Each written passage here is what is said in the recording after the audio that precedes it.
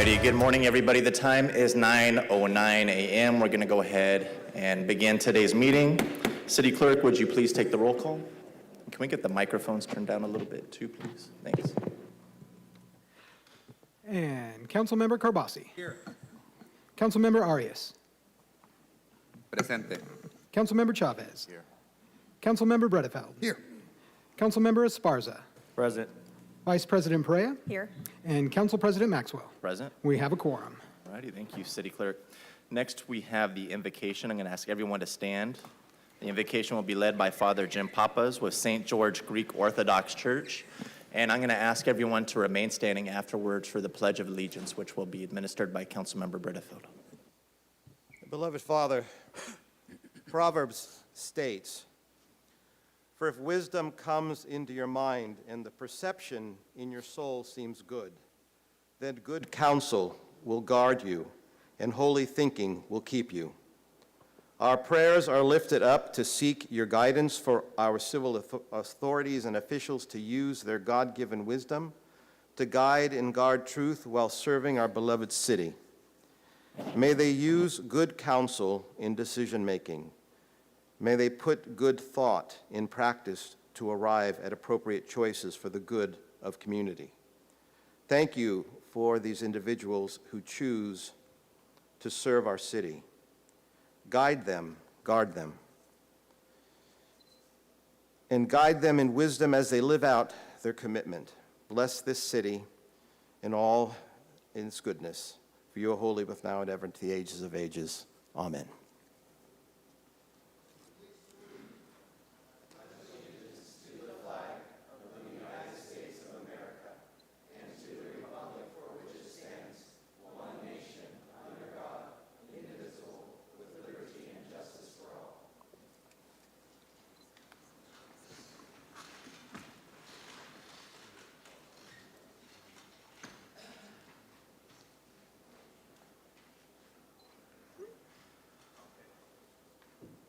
City Clerk, do we have any changes to today's agenda? I've received a few changes to the agenda, but first I'd like to announce we have Spanish, Hmong, and Punjabi translators available via Zoom, and there's also closed captioning there. We also have an in-house translator, Michael Lundry, and he will quickly address the audience and let them know his services.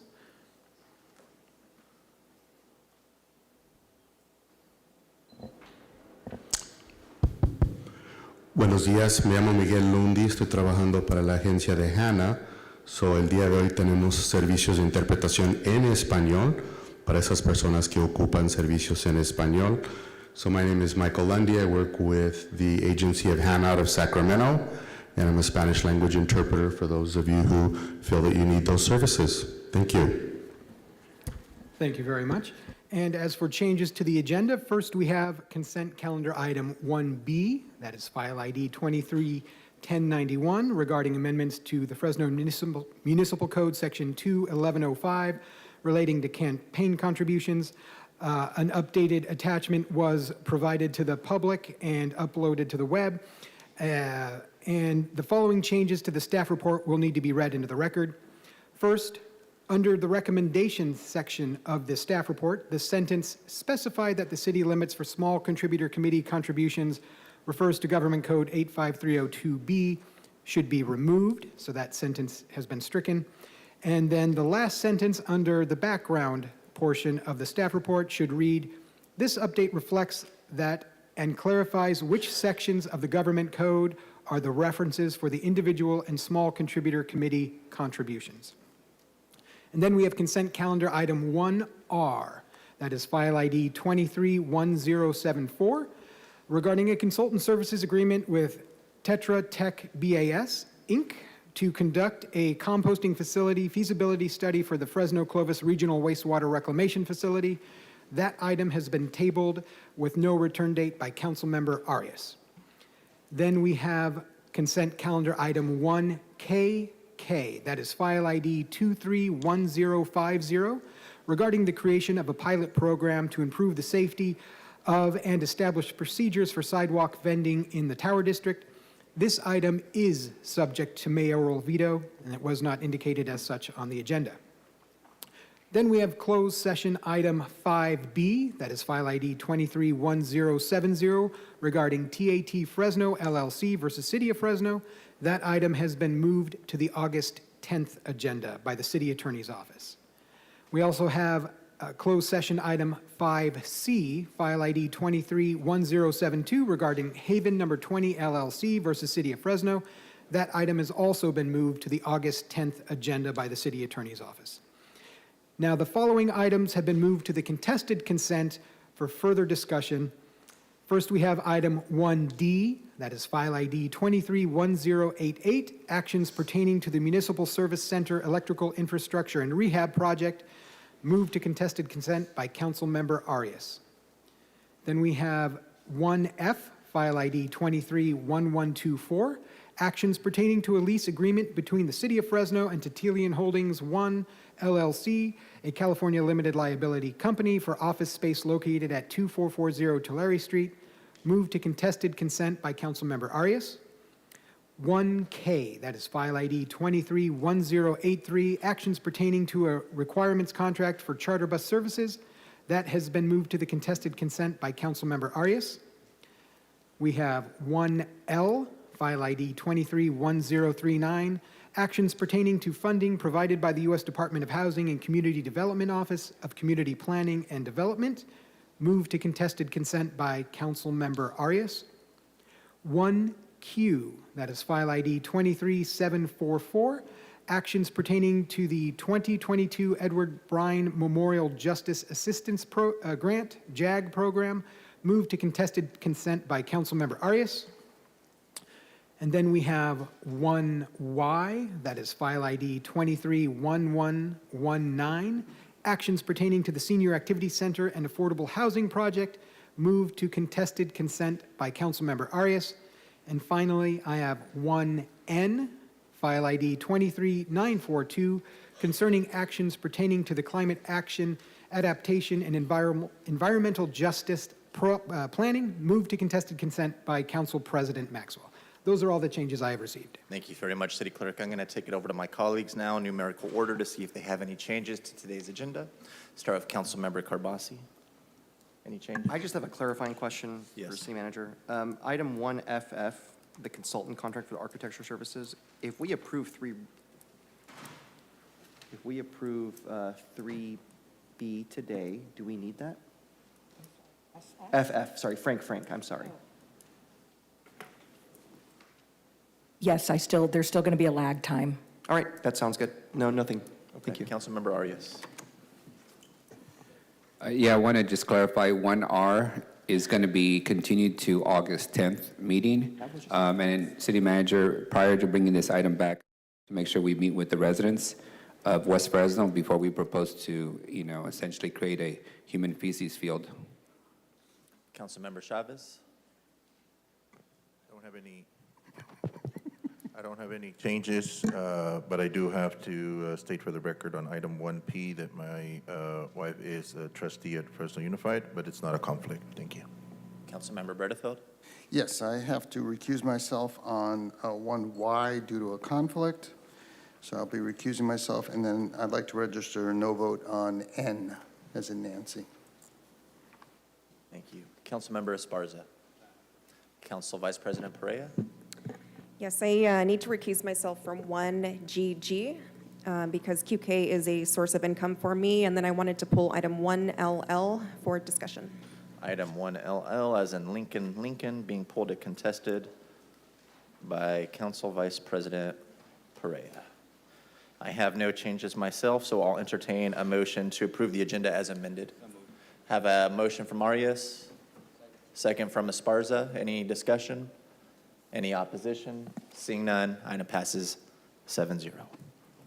Okay, that'll move us on to the ceremonial presentations for today's council meeting. We have 3 this morning, and the first one is a proclamation for honoring Cardin School for their achievement at this year's science fair, and this is sponsored by Councilmember Bredefeld. We have a microphone?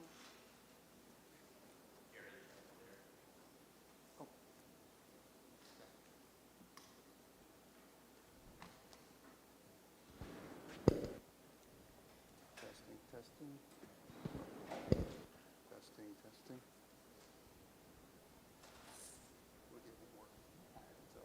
Testing. Okay. Thank you very much. This is Dr. Yasui.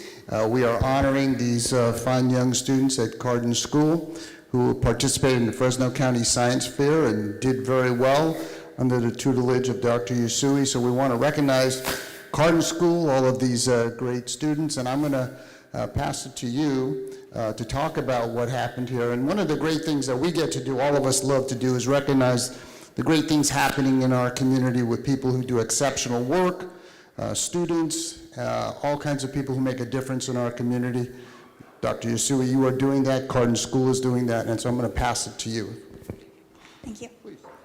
Cardin School of Fresno, for those of you that aren't familiar with our school, is K through 8, and I have the wonderful privilege of being the science teacher for 6th, 7th, and 8th grade. This year, we sent 22 students to Science Fair, which was our entire middle school. And then out of those 22, 19 won at the county science fair, 9 went to the state science fair, and 8 continued on to national. Our students have done projects from studying fruit fly defects for wildfire smoke. They have developed and engineered gloves to solve arthritic conditions in hands. They are doing amazing things. They showed up this morning, which is impressive for middle school students in their summer break. And every day they continue to make me proud and to impress me. And I'm so glad that they have the opportunity to be honored by the city for the amazing things that they do. They are truly the reason that I get up and go to work every day. I can't imagine and I can't express how proud I am of these children that are sitting up here in this front row. Thank you. And if you, once you come up, students, come on up here. Don't be shy. Yeah, you can stay. Yeah. And would you like to introduce yourself, to say your name and pass it on down? My name is Alistair Chaffin. My name is Claire Murrin. Dano Chen. Nicole Kim. Sophia Kim. Alexandra Lewis. Rowan Adams. Rune Mason. I want to just say great job to all of you. Congratulations to the parents for the great students that you're raising, and congratulations for your accomplishments at the county fair.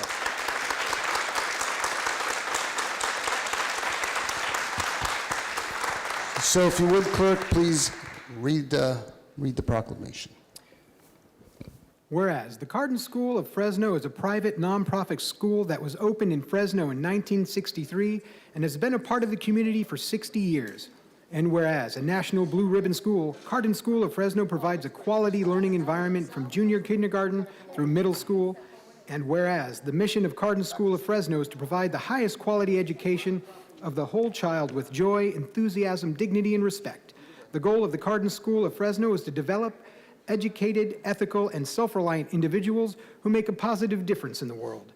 And whereas, as part of their quest for academic excellence, Cardin students participate in a variety of activities, including competing in Fresno County Science Fair.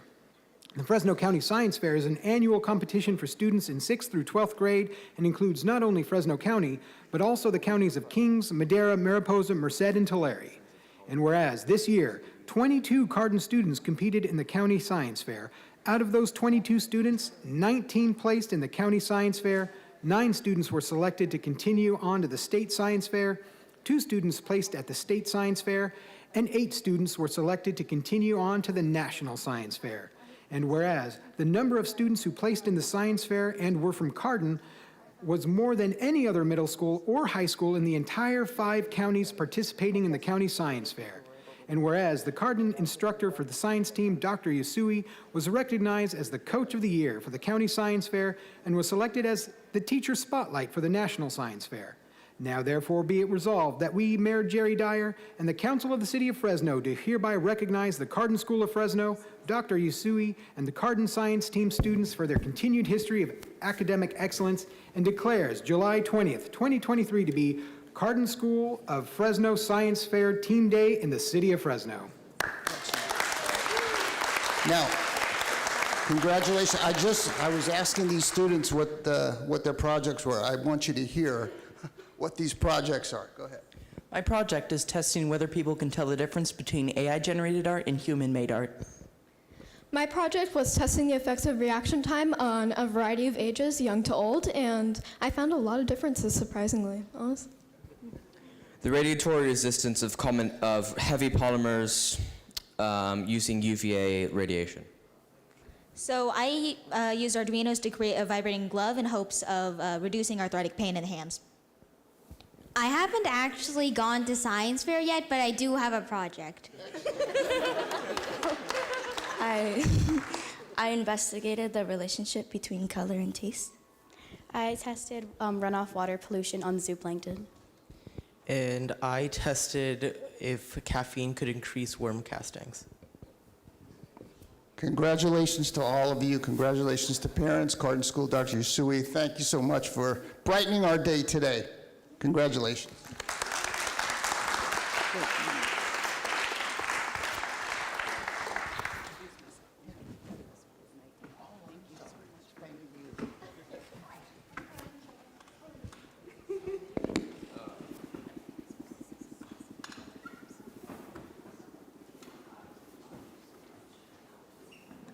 Alrighty, our next proclamation for the morning is a proclamation for Christine Kai Day in the city of Fresno. This is sponsored by Councilmember Carbasi in the office of the mayor and city manager.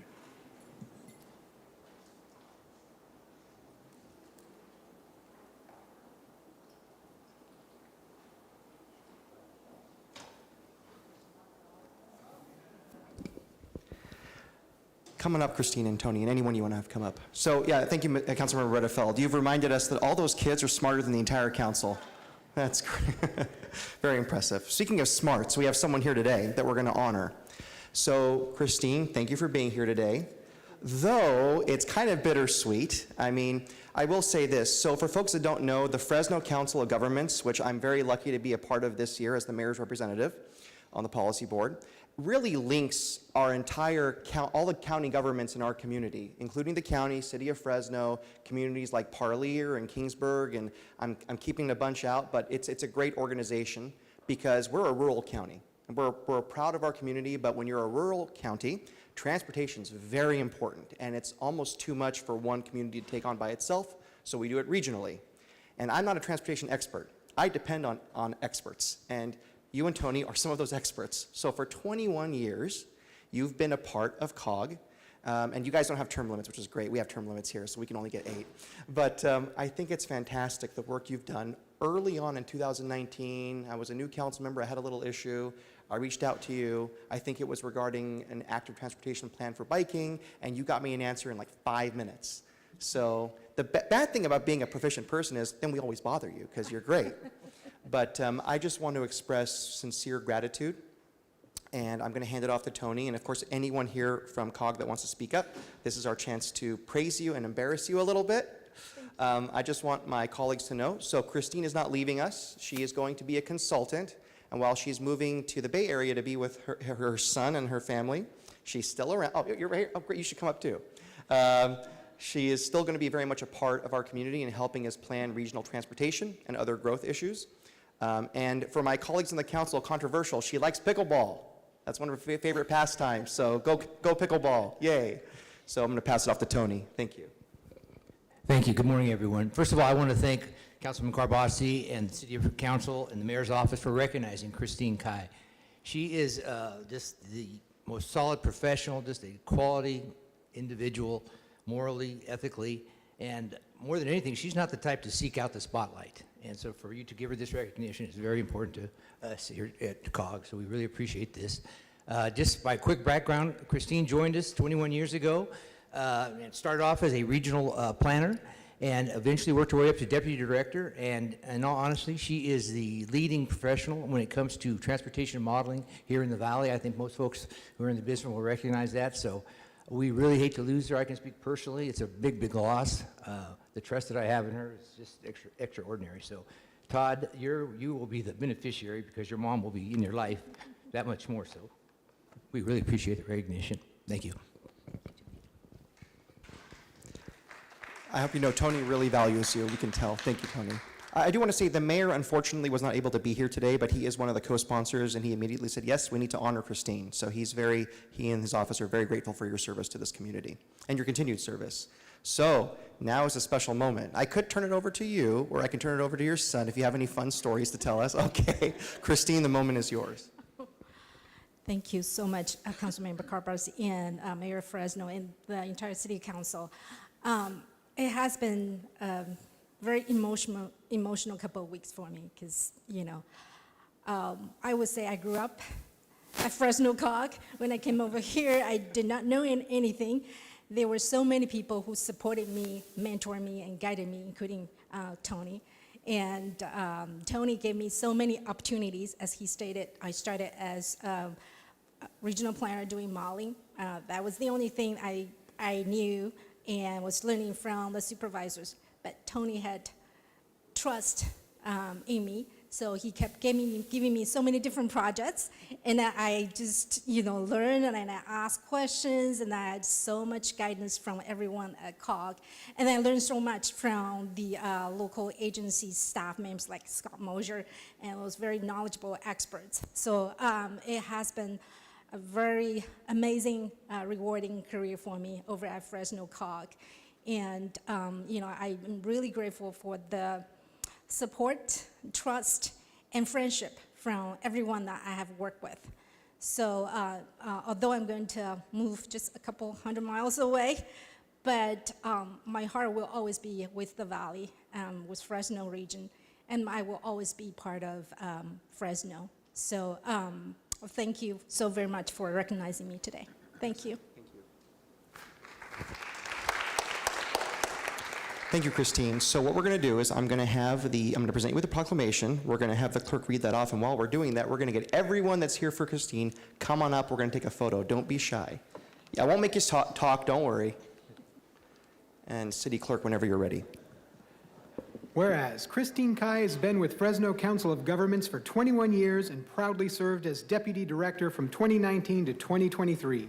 Graduating with a master's degree from Kansas State University in Regional and Community Planning and a bachelor's degree in English from Guangzhou Foreign Language Institute University in China, Christine went to work with the San Joaquin Council of Governments in 1999 before joining Fresno COG in 2002.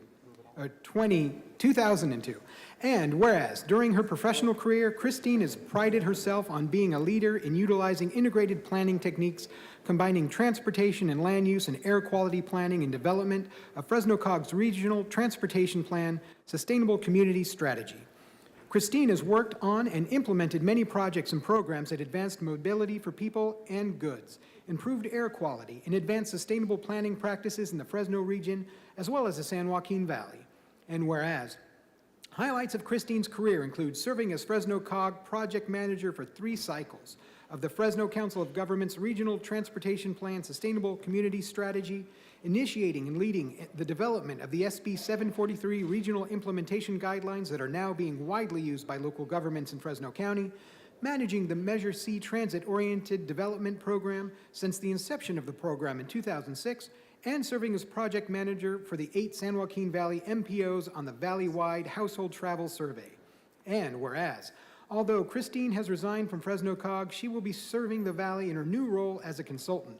Christine has a son, Todd, who lives in the Bay Area, and she is moving to the Bay Area to be closer to him and family and friends. In her spare time, Christine likes to travel. To date, she has been to Japan, Britain, Spain, the Netherlands, Canada, China, and Taiwan. She also likes to play pickleball with friends. Now, therefore, be it resolved that we, Mayor Jerry Dyer and the Fresno City Council, recognize the many years of service to the City of Fresno and do hereby honor Christine Kai in the City of Fresno.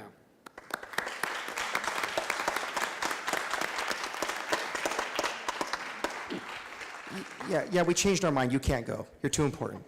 Thank you, Christine. Thank you so much.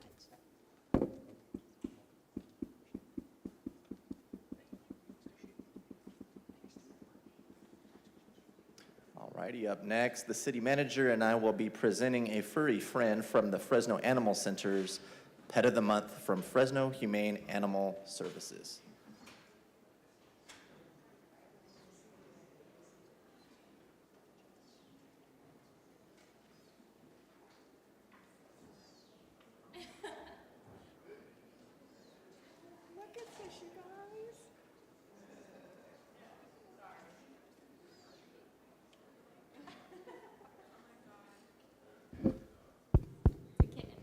This thing is like straight out of the womb. This is Bruce. Okay. You guys want to introduce the cat real quick? Hi, my name is Maya. I'm the adoption coordinator at Fresno Animal Center, and today I'm here to present Bruce. He is a 3-week-old male kitten, and he's one of the many bottle babies that we have in our care. So bottle babies means that he's still needing milk. He was too young when he was pulled from his mom, so we have to supplement with kitten replacement milk. Typically, he eats every few hours, which is something that we typically ask for a foster, just because it's not something that can be sustained in our shelter environment. He's also too young to be vaccinated, so he goes home with a staff member every night, and we're currently looking for a long-term foster for him. So if anybody is interested in fostering, we provide all supplies. We'll go over how to take care of the kitten, and we will help get him fixed and complete his vaccinations and hopefully find him a forever home. And you can see he's really, really cute. Can you hear him going, meow, help me, help me? I know. So thank you so much for bringing him in. Obviously, it takes the whole community to help with our overpopulation of pets in this community. So anybody who's watching, who's interested, please reach out and come on, baby. Poor little thing, you guys. Come on. Anyway, thank you so much for coming in. Appreciate it. Oh, and then, I'm so sorry. We also just wanted to mention that for this weekend, our fees will be waived. So please come on in. No, you don't have to pay anything for the animals that are going home. We have lots of dogs and cats. They're kittens, puppies, anything. I think we have a few hamsters as well. So definitely come on in. Thank you. Of course. All righty, thank you guys very much. I take it home, but my cat is the jealous type, so thank you guys very much. Good luck, Brucey.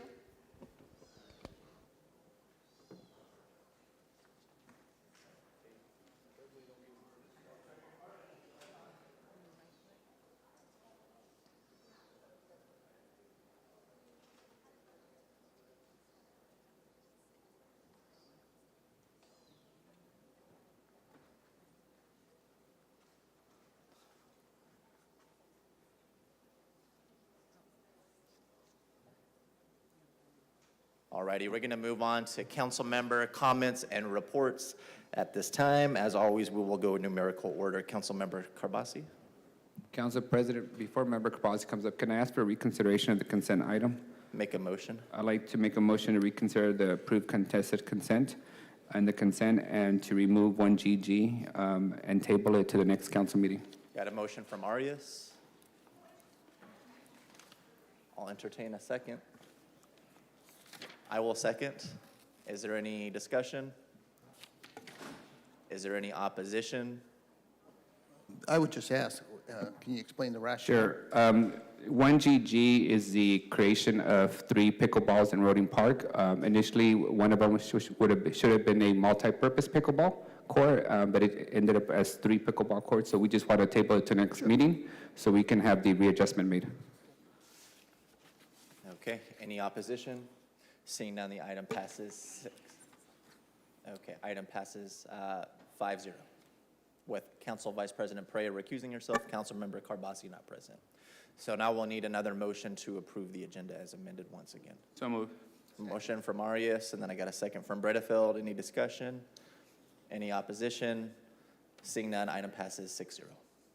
Okay, we'll move on to council member reports and comments. Council Member Arias. Thank you, Council President. Just a couple of informational items.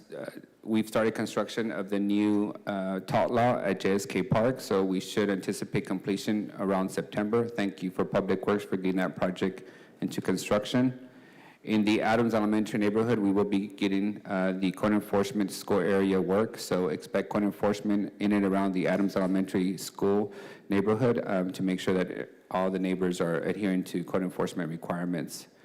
The repaving work at Gary, MLK, Florence, and Fairview neighborhoods continue, and we anticipate they should be completed over the next couple of weeks as well. And then lastly, Council, we are getting closer to the completion and the preservation of the 3 Armenian homes in downtown Fresno. We're about at 70% completion of those preservations of the homes. And thank you to City Manager and Fire for getting a fire inspection conducted in those homes so they can continue with the full renovation of the multi-million-dollar project to preserve the Armenian homes in downtown Fresno. With that, Council, that's all I have for now. Thank you for the time. Lastly, Council President, I do want to thank my colleague, Council Vice President Perea, for partnering on the pilot program for the street vendors. I'm hopeful that this will bring a little bit of order to all the street vending that's taking place in Tower. I see this as a good problem to have. We have a lot of economic activity in the Tower District. It is the most pedestrian-friendly neighborhood in the city, and we want to make sure that there's room for brick and mortar, mobile, truck, and street vendors on the same neighborhood, while making sure we keep people safe and that we clear out the Tower District after 2 a.m. when it's time for folks to actually get a good night's sleep and arrive safely at their homes after visiting the Tower District. So thank you again for that work, and we look forward to working with the vendors over the next couple of weeks and the city staff to bring the project into a pilot implementation phase. All right, thank you. Councilmember Carbasi, comments or reports? Yes, thank you, Mr. President. Lots have been happening in the last 3 weeks. The FPOA, the Fresno Police Officers Association, had a charity poker tournament to benefit the newly formed Fresno Police Officers Foundation to support officers and their families. I appreciate the opportunity to join some of my colleagues and be a sponsor of that event. I'll have you know I am not a poker player, so I did not fare well in the competition. The Fresno Fire Department had an academy graduation. It was really inspiring, and I want to thank the city manager and the administration because I know you've already started another academy, which is going to be fantastic to help us get to our goal of having more firefighters than ever before in the history of this city. It's a big thing, and I appreciate you, city manager, for doing that. Plenty of constituent visits over the summer. There have been a lot of issues with sidewalks, and for some reason, trees are the big thing. Some limbs have been falling, despite all the proactive work we've done. And I want to thank Jill Aiello, Scott Mosier, and everyone in Public Works, Brian Russell, for helping us to quickly respond to those issues. Plenty of grand openings in Northwest Fresno. The Ladybug Boutique, which benefits the Lighthouse Recovery Center, that opened off of Palm and Bullard. It was a reopening. So if you shop there, you can get some really cute things, and you'll also benefit a very important nonprofit. And surprisingly, the biggest, most popular social media post was this new California Fish Grill that's across the street from River Park, just by Borders. Not Borders, I'm aged. Barnes & Noble in Northwest Fresno off of Blackstone and Nice. Very good place. The food was really good. And they opened up their most recent location here in Fresno. 2 more things. Shout out to Phil Sky, the assistant director. The HEART team, you've been very helpful very quickly to respond to several issues related to businesses with the HEART team on the Shaw Avenue corridor. We depend on those businesses so much for revenue because of the revenue they generate for this city, and to be able to get a fast response that's helpful for the unhoused and also helpful for the businesses is great. Thank you so much for that. Last thing, cooling centers are open. Don't forget Pinedale has a cooling center. And if you need to take the bus to get there, there is no charge for transportation to the cooling centers. And that's my report, and thank you, everyone. Thank you, Councilmember Carbasi. Up next, Councilmember Chavez. Thank you, Vice President.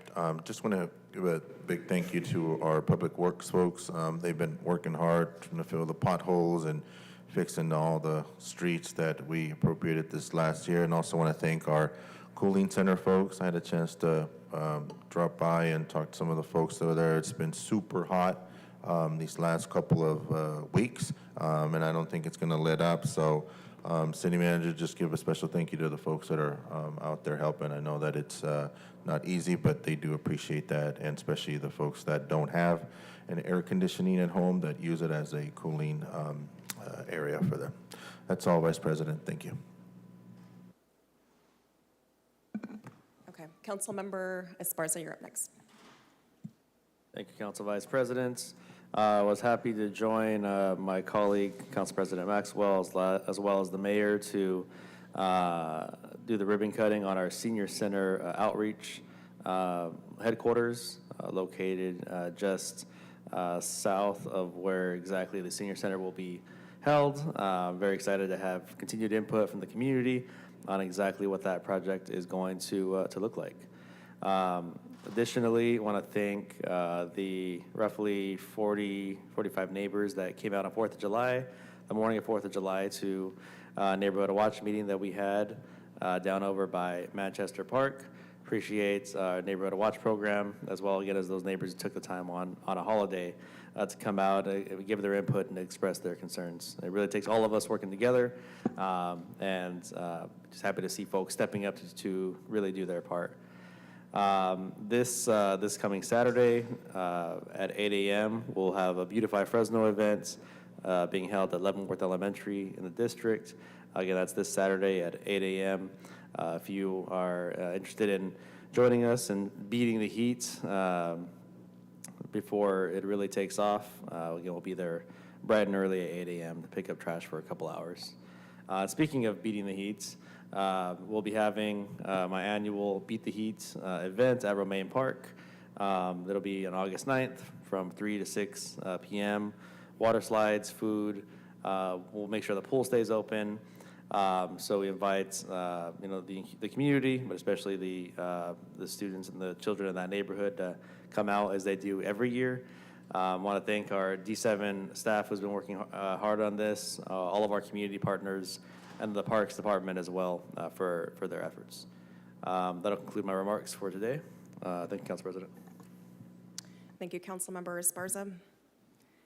I'm going to stay in your chair for a second, Council President, and just give my quick notes. Yesterday, I had the opportunity to attend the Senior Center Town Hall meetings. This is going to be a series of meetings to collect input for our new senior center from the residents that it will soon be serving. So thank you, Director Aguirre and your team, for making sure the residents in District 1 had the opportunity to provide input. We had a special guest, Council President Maxwell was able to stop by, so thank you, Council President, for attending the Teague Resource Center Community Input Meeting. I also had the opportunity to speak with a group of students as part of Senator Caballero's Young Legislative Program, so it was a great opportunity and very exciting to hear about all the passion these students have for their communities up and down the valley. There are 2 great activities planned for this evening. We do have a Movies in the Park taking place at Lions Park. That's at 4650 North Marks in District 1. That starts at 8 p.m. We'll be showing Cool Runnings. And we also have the Tower District Farmers Market tonight in the Tower, which starts at 5 p.m. Just a few save the dates. July 29th, there is a back-to-school block party at the Teague Resource Center. July 30th, in partnership with District 7, we are going to be sponsoring a backpack giveaway at Fresno City College. On August 3rd, in partnership with Assemblymember Esmeralda Soria, we will be hosting a backpack giveaway at Inspiration Park. And lastly, our final Movies in the Park will be August 10th at Lions Park. Well, actually, this is my lastly. Lastly, I do want to wish John Robles a very happy birthday. He'll be turning 100 years old on Saturday. And on Sunday, we will be celebrating his birthday with his family and friends, so we wish him all the best. That concludes my remarks.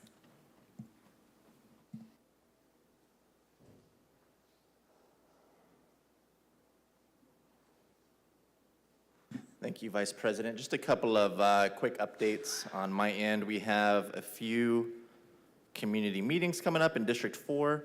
The first one is this Saturday. It's going to be at Einstein Park. We're going to be doing a star party. We're collaborating with some folks who are going to bring some telescopes to the park.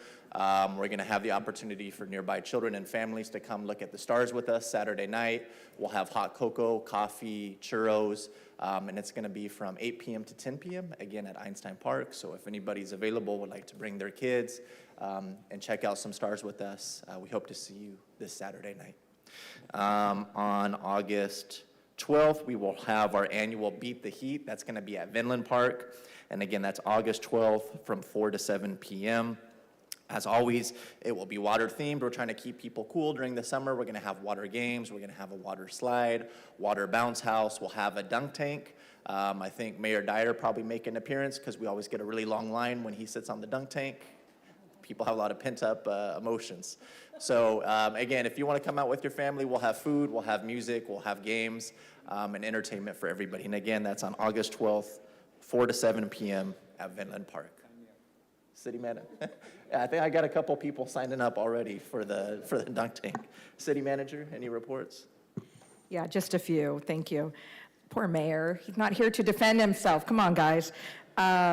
So we put a few things out over the last couple weeks that are, may not be very exciting, but very important. The draft EIR, public comment period opening for our SETA plan went out earlier this week. Also, the multi-jurisdictional housing element draft and 30-day public comment period on the 18th. We're going to have a presentation this afternoon on that, I believe. And then just for more internal use for staff who are listening, the annual informal bid limit went up to $166,000 effective July 1st. So other than that, I think that's it. Thank you. Thank you. Councilmember Bredefeld, I think there's something you wanted to say. Yeah, we had news that Deputy Mayor Matthew Grundy is going to be leaving us. And I just want to say that I'm going to miss him, and number one. Number two, he's done a phenomenal job for the city of Fresno. I think he's not just talking about the housing element, but just all of the things that he is involved in. And frankly, you just won't meet a greater human being than Matt Grundy. He wears his heart on his sleeve, and he has a heart for the people in this community. And there isn't a greater person to work with than Matt Grundy. And so wherever the Lord leads him, I know he will do well. I hope he's led back here because he does a phenomenal job for the citizens of Fresno, and he's just such a pleasure to work with. And I know the city manager also wants to say something. Shame on me. Thank you, council member. I didn't write it down in my notes. Yes, so August 1st will be Matthew's last day. And as you said, no finer human being than Matthew Grundy. I can tell you that he made me a better city manager. And I always felt very lacking when I would be in a meeting with Matthew because we'd be, whether it be in person or on Zoom, and I would start the meeting out, and of course, I'd go straight to the heart of the issue. What's the problem? How are we going to solve it? Let's go this, that. And I would finish, and then Matthew, I'd go, Matthew. And Matthew would always humble me, and he'd go, well, first of all, thank you everybody for taking your time to be here and spend your time on confronting this issue. And I would slowly slide down in my seat because I felt like a jerk for not starting the meeting off on the right foot. So I always will remember that, and I do try now to learn from that aspect of Matthew Grundy of just his humbleness and his collaborative personality, and just a very just peaceful, gentle person who really values people. And as you know, he headed up the Mayor's Office of Community Affairs and worked with all of the members of our community. So I am going to miss him. I agree with you. I hope he finds his way back. I hope God sends him back our way, makes him make a little U-turn. But I'm a father of 6 children. Working in City Hall is a pretty big accomplishment. So thank you to Matthew. I know I speak for the mayor as well. We will all miss him tremendously. So thank you, Councilmember Bredefeld and Council President. Thank you. City Clerk, any updates or reports?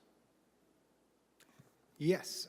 As always, if any member of the public feels that desire to serve their community, please check the city clerk's website, fresno.gov, to review the boards and commissions where there are available positions for board members and commission members.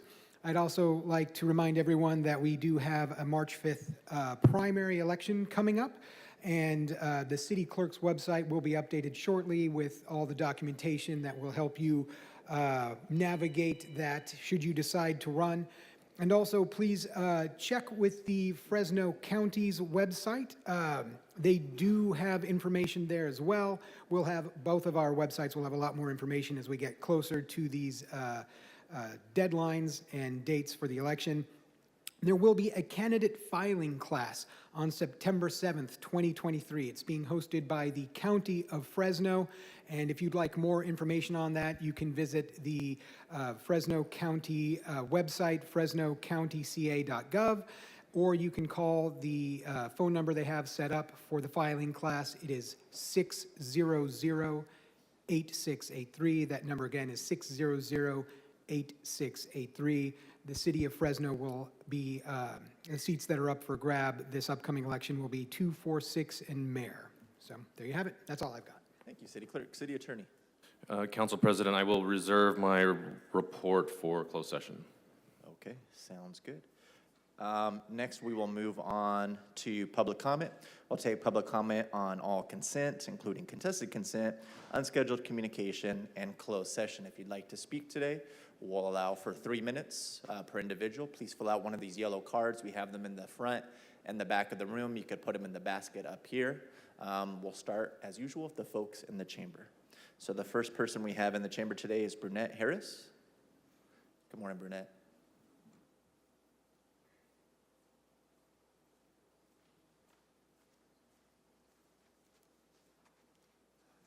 Good morning. My name is Brunette Harris, and I'm with the Heat for Southwest Fresno Community.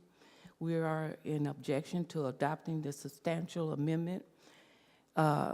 It doesn't make any sense for you to do a substantial amendment when you did not follow protocol for the federal guidelines. HUD has the federal guidelines. Anything substantial has to be put out 30 days before you do that. And you're still doing the same thing. You're not following the guidelines. And I could care less what the attorney approved. He needs to find out what the guidelines are. You guys are not following the guidelines. Not only that, we seen on the news when you guys was talking about the naming of the street, and Kabasi, back in April, along with Steve Brandau, stated that you guys voted on it before it came to the community. So I don't understand what you guys are doing. Then when you talk about the master environmental study, you guys are not even up to date on that. You had a law office that you guys, the engineer, Carmen, stated that you guys don't even know what you're doing. So I don't understand why this body keep doing the things that you're doing, and it's illegal. Every last one of your constituents is going to suffer for what one individual is doing. You guys are not following the guidelines. You're receiving federal fundings. You're not doing what you're supposed to do. You're sitting here telling lies to people in the community. Miguel hasn't had a community input. And he continues to sit there and tell that lie that he has. You're gentrifying a community, and you really don't care. You guys really act like you want to be dictators. You can't even run your shoes over right. Because if you stand on your shoes, one side of the heel wear out before the other one. And you want to run something, but you don't include the community in what you guys are doing. You hold the meetings early in the morning when people go to work, and you make decisions. It's not your job to make the decision. It's your job to hold community meetings and ask us what it is that we want. You're not doing it. You're doing whatever you want to do. It has to stop. It has to be stopped at a federal level. Everybody should be held accountable. If handcuffs is required, that's what it's going to be, because you're taking federal dollars and you're not doing what you're supposed to do. You must have community input. And we don't come here and tell you guys this year after year after year because we enjoy looking at you. We got other people we can look at every day instead of coming here and looking at you guys and you're doing the same identical thing you do year after year after year. We're not complaining for no reason. You guys are not doing your job. You must have community meetings before you do anything. This substantial amendment, you cannot do it. You need to follow federal guidelines, and you're not doing it.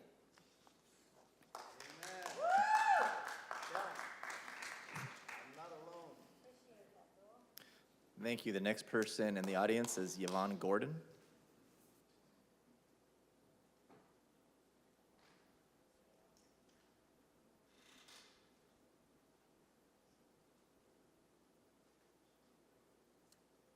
Good morning. My name is Yvonne Gordon. I'm with the HEAT organization. And what Brunette just stated, I agree with her. We object this item, 231039, because we haven't had a community meeting pertaining to this, and you guys have money you asking for over $1 million from prior year. So we asking what happened to the money prior year. You keep asking HUD for money for projects that you're not even using according to what HUD represent. People on the west side, we haven't seen none of that HUD money pertaining to helping the people. Their homes need fixing, their roofing need fixing. You go to them to get apply for a roof on their home, and then they asking you to put up your house. It's supposed to be grant coming from HUD to help the people, but you guys using the money and then want the people to pay for things that HUD had given you guys to help the people on the west side. You're not doing nothing. Just like Brunette said, you're not doing nothing. You're breaking laws all over the place. We're not having any community meeting, but you decide to use money, using the west side to use money to place in other areas. So I object what you guys are doing. It's not right, and it's a disservice to the community. All right, thank you very much. We have a couple of scheduled appearances on today's agenda. The first one is the 10 o'clock a.m. number 2 appearance by Alberta Boren to discuss cleanliness of Fresno. Alberta, are you with us today? Hello, good morning.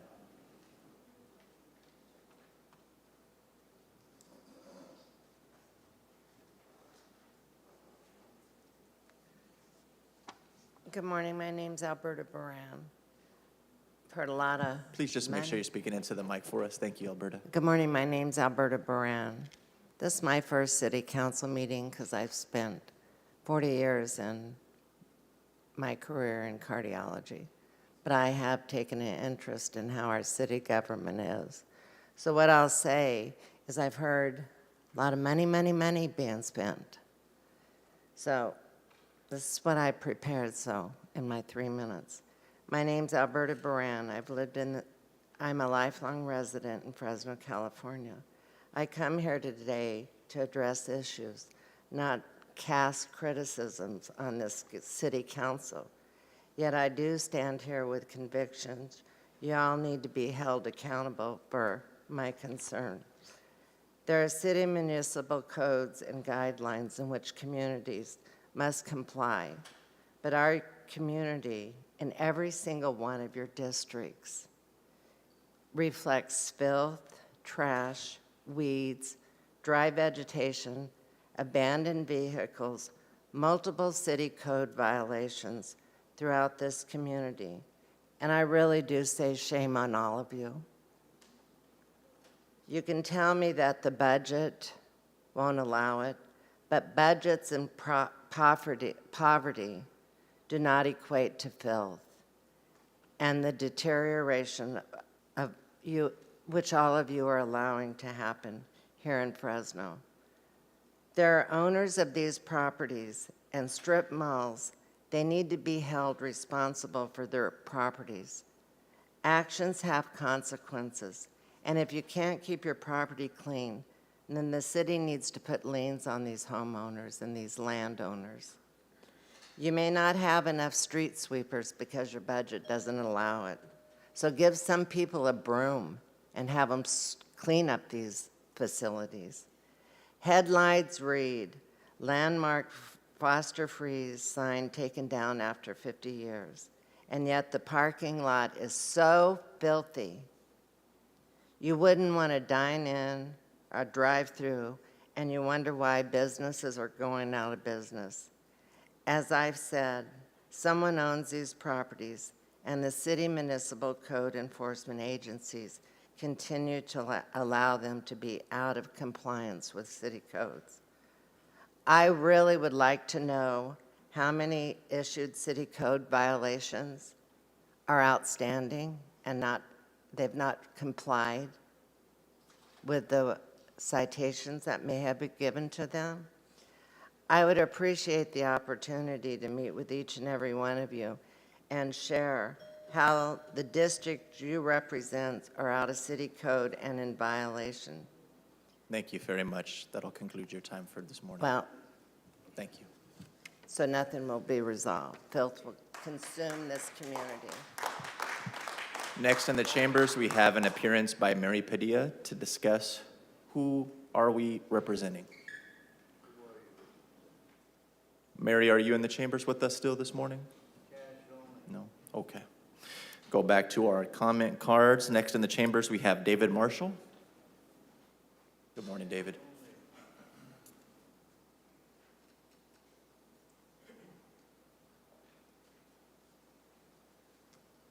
Summer days are among us, aren't they? Good morning, everyone. My name is Dr. David C. Marshall. I'm here today. Glad to be here today. Born here in Fresno. And I was glad to hear about the Cardin School. I was born in 1963. Spent my career here and other places as an educator. I'm here today again on behalf of a property that is owned by a nonprofit in District 3. This property was established in about 1957, a few years before I was born, by Dr. Earl Myers, Sr. and his wife, Maddie Myers, who once ran for mayor. I come here today, I was really expecting to see us on the agenda. Somehow we didn't make the agenda. We had a meeting with the HPC. I felt that everything was in order, so I come here today wondering what I could do to help. As a member of the city, I'd like to know, can I make a motion to have this property brought to the city council and voted on in terms of adding it to the registry of historical properties based on the life of the Myers couple? Can I do that? Can I request that a member of the council make a motion that this matter be moved from HPC and brought to this body? It's been 4 years. We started back with Miss Van Owen, I think her name was, and then there was another person in this position, and now I think the position is vacant. And lastly, if those two things can't be accomplished, I'd like to know if we can escalate this to the city manager or the mayor's office or a council committee made up of the council members to determine exactly what the difficulties are. We don't understand what they are, and we're not receiving communication to help me understand. So that's why we're here. We would like understanding. We feel that one of the best ways to help our communities is to recognize the people who have done things to build these communities. All of us have done things to build these communities. I'm in support of supporting anyone who's helped to build this community, because what that does for anyone who walks our streets is show them what we're capable of, show them what we can strive for, show them how we can support one another. We don't have to walk around in fear. We don't have to be governed by police presence. We can be governed by our history. We can be governed by our effort. We can be governed by our ethics. And we can be governed by the way that we reward citizens who've worked hard in our community. So I'm happy to be here, but I have mixed feelings. I'm here, again, at the mercy of the council as a member of the city of Fresno. And I'd like to know if any of those actions that I mentioned today can be acted upon. Thank you. Would I wait here for an answer, or would I wait out there for an answer? You connect with your council member. You're welcome to go into the... I'm here right now. My council member's right there. I asked Jennifer Clark to come down and advise the gentleman on where we are in the process. All right, Doctor. This is a Jennifer matter for the Clark city hasn't staff. returned my calls for over a month.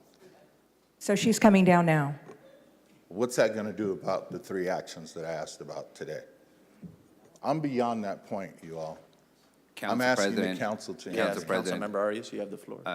The city council does not have the authority just to declare something historical without it being placed on the agenda and going through due process. I'm sorry to interrupt, but that's not my request, sir. Correct. We don't have So- time to backlog. So I would refer you back to the Director of Planning, who's right behind the room, and this is at the staff level at this point. Thank you, sir. Thank you, Doctor. Next in the chambers, we have Diane Smith.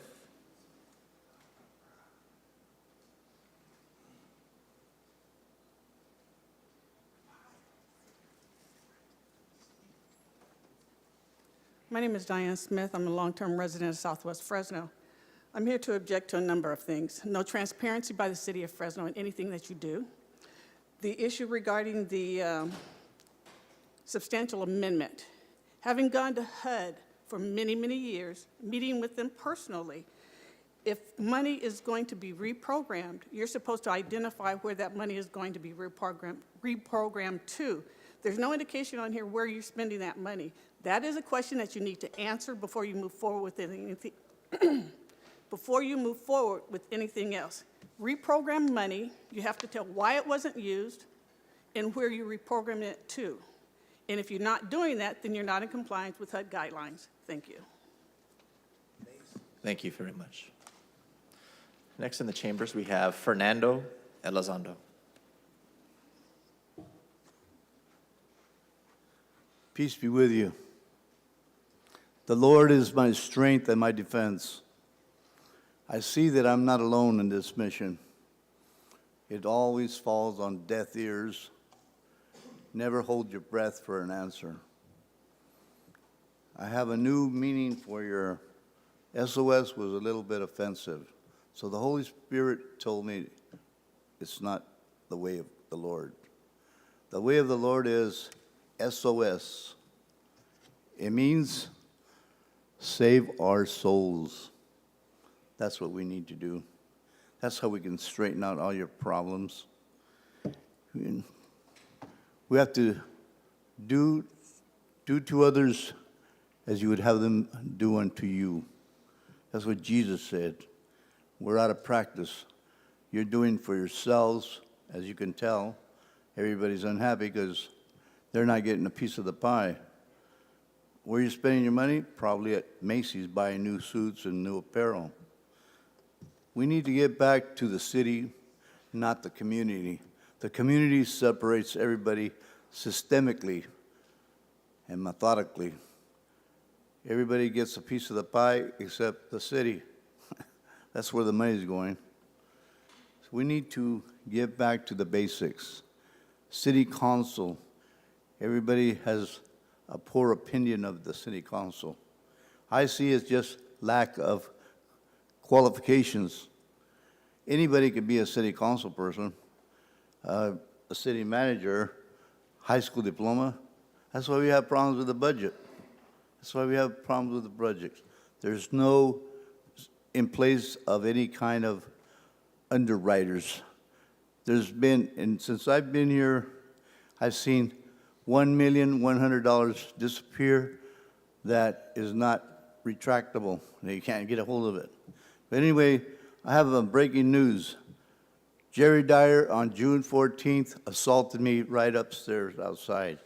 So we have a misconduct with Jerry Dyer, and we have to follow it through. I know you guys are afraid of him, but I only fear God. I don't fear Jerry Dyer. So I have another breaking news. Jose Morales has spiritually asked me to be shotgun. Wherever I go, he wants to go. He wants Jerry Dyer not to forget him. He has a debt to pay for Jerry. Knows he's guilty. 4 years ago, I asked Jerry Dyer, what about Jose Morales? He said, I had nothing to do with it. 2 minutes later, he started crying. I said, Jerry, I didn't have nothing to do with it either. I'm not crying. I said, repent. Thank he you said, very I already much. repented. That'll be the I said, conclusion if you of your repented comments why, here today. You have nothing to do with it. Next in the chambers, we have Maria Alvara. Maria?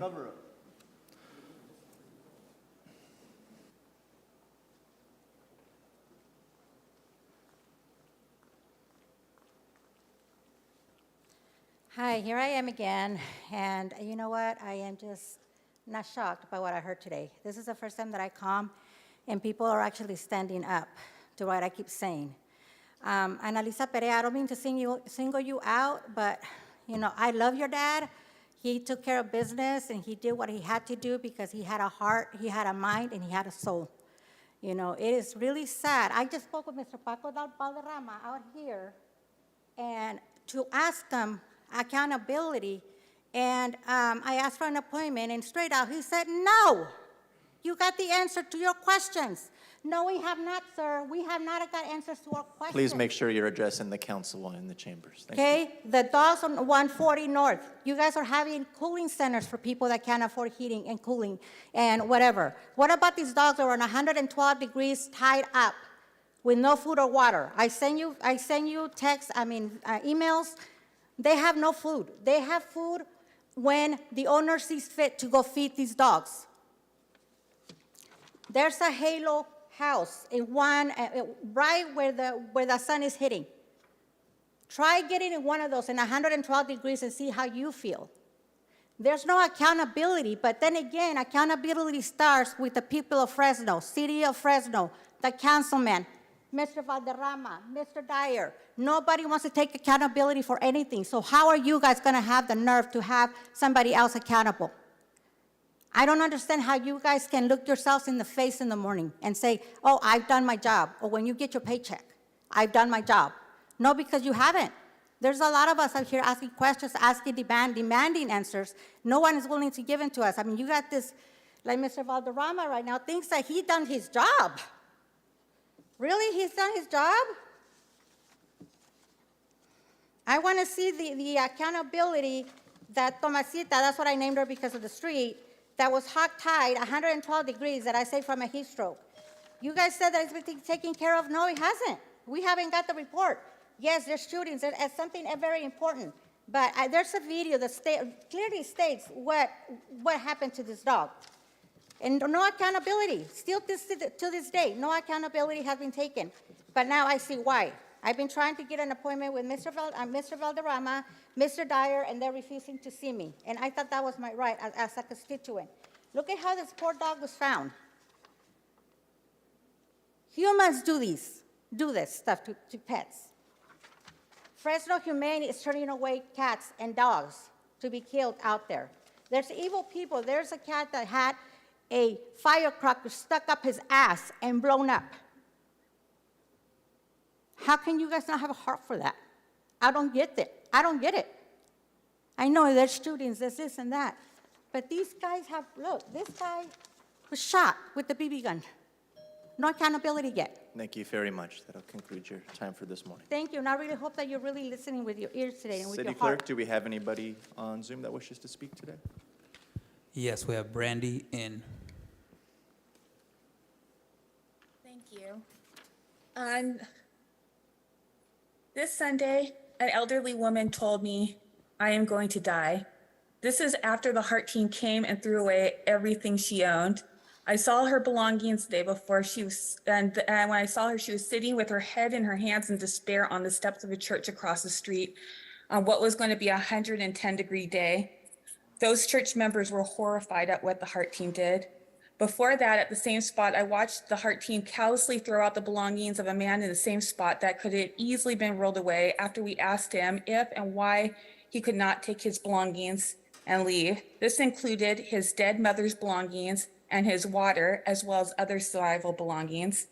The Heart Team continued to displace people throughout the day. I witnessed it. I witnessed and heard so many people throughout, since last Thursday and before, who were made to move their belongings, had their belongings stolen with a threat of arrest if they tried to save a backpack during this horrific heat wave. Why are they taking belongings? This treatment of displacement and theft of personal possessions by the Heart Team is unacceptable and unconstitutional at any time. And no, Karbasi, the Heart Team isn't helpful to the unhoused when they are moving them. But also, why is the city allowing displacements to happen when all agencies are warning how dangerous this heat is? 2 disabled women, 1 elderly, said after their belongings were taken that they had stayed there even though they were told they should leave in a shaded area because they didn't know where else to go in the heat with their belongings. The city promotes ways to stay safe in the heat, and we are so grateful for the resources, for the cooling centers, for the pools, for the splash pads. But the city and the council are actively putting community members in danger and harming them, putting them at greater risk of environmental and weather-related illness and death with the cruel treatment of the HEART team, which, as many community members have told me, is deceitfully named because they are witnessing the cruelty firsthand themselves and know that is a facade and PR tactic to lie to the public that the HEART team is compassionate. They are not. Please put an end to this cruelty. You know about that, you're already familiar with this, and that this is a regular occurrence, as so many unhoused community members and witnesses have spoken up. They are waiting for shelter. One woman told me that they were going to be picked up soon because she believes that they were going to get into shelter, and I've been watching her wait. Remember Proverbs 14:31, whoever mistreats the poor insults their maker.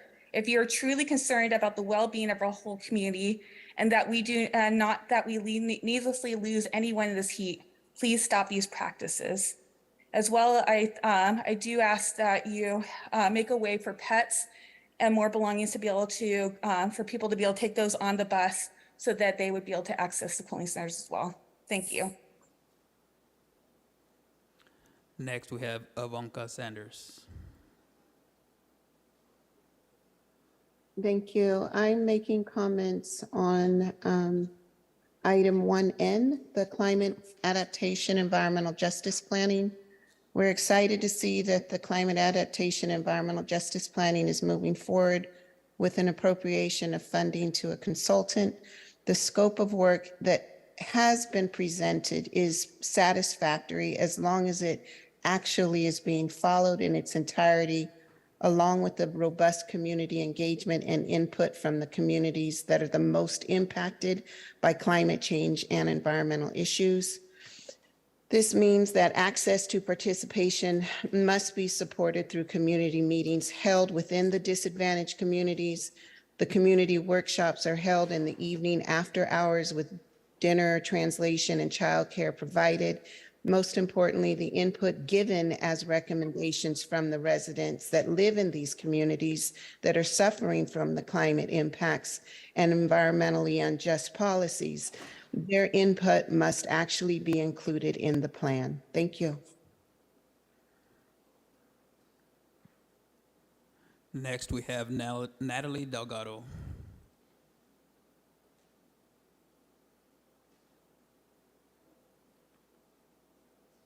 Sorry about that. Hi, I'm here to comment on the housing element.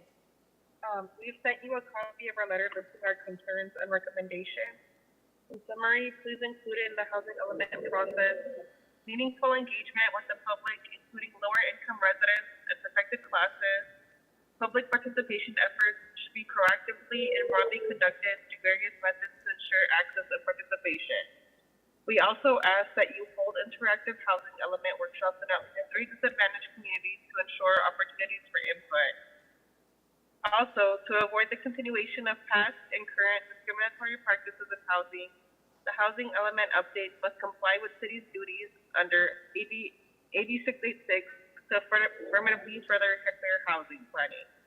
Also, it's important to conduct outreach to members of special needs populations and protected classes, that is, including but not limited to farm workers, the elderly, members of large families and single-headed households, people of color, and non-English speakers. The draft amendments must meaningfully incorporate public input provided on the housing element update, including the input provided by residents regarding the analysis, site inventories, actions, and programs. The housing element must analyze and incorporate programs and policies that adequately respond to our housing crisis. The site inventory must also comply with new housing element law requirements, including requirements for access to infrastructure and services under AB 1397. Thank you. We have one more. Next is Lisa Flores.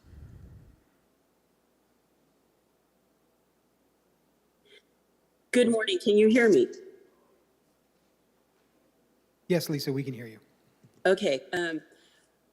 Let's talk today about irony, communication, and the environmental process in Fresno. I think it's very ironic that Corbasi was just on the news about the EIR in North Fresno, the 1981 now that you guys are going to sue because, they got a conditional use or whatever, and they didn't take your input. I think it's ironic that you have had so many people come to you in the last year or two begging and asking for more public participation and community input into environmental documents and also the environmental process. I think it's just truly ironic, and I really did have a chuckle yesterday. Also, too, there is communication. There is really no active policies and procedure manual within the city for community outreach and how it's supposed to be done and within what time frame for your environmental process or any sort of reviews that impact communities of interest. Also, too, I'm still, no matter the number of phone calls I make, I'm still waiting for a complete copy of the Parks Department budget as was presented to you during the budget process. Like I said, Annalisa, thank you for the copy I got, but it didn't give me the information I needed because it was cut off. And Miguel, your office staff was really, really nice and wonderful in calling me back and interacting with me, but they gave me the capital improvement portion of a document, but not actually the Parks Department budget. So, there's kind of, listening issues all around in the city. Now, the last thing I also want to leave you all with is the idea and the concept and the definition of malicious compliance. Malicious compliance is the behavior of strictly following the orders of a superior, despite knowing that compliance with the orders will have an unintended or negative result. It usually implies following an order in such a way that ignores or otherwise undermines the order's intent, but follows it to the letter, which means you guys are basically citing, we're going by the letter, this is what the minimum standard. And in Fresno, for all the egregious planning issues that have happened through the decades, and the redlining and the poor air quality and rezoning residential to buildings and such, you guys are doing minimal for other people, but not for the people that are actually being impacted. And you need to start looking at that, and you need to start atoning to that. You need to atone for the very bad decisions that you're making, and you need to start thinking about how you can improve your community outreach and communication with the public. Thank you. There are no more speakers. Thank you. City Clerk, is there a motion to approve the balance of the consent calendar? Motion by Arias, second by Esparza. Is there any discussion? Is there any opposition? Seeing none, the item passes 6-0. Okay, we're going to move on really quickly. We have a scheduled 10 o'clock a.m. hearing. This is a hearing to adopt resolutions and ordinance to annex territory and levy a special tax regarding City of Fresno CFD number 11. This is a hearing, so we'll go out to the public. Is there anybody in the chambers that wishes to speak to the 10 o'clock a.m. number 1 item? Seeing nobody in the chamber, City Clerk, do we have anybody on Zoom? There are no speakers on Zoom. Okay, I'll make a motion to approve. Second. A second by Arias. Any discussion on the dais? Any opposition? Seeing none, the item passes 7-0. Okay, we'll go ahead and move on to contested consent. At this time, we're going to go slightly out of order.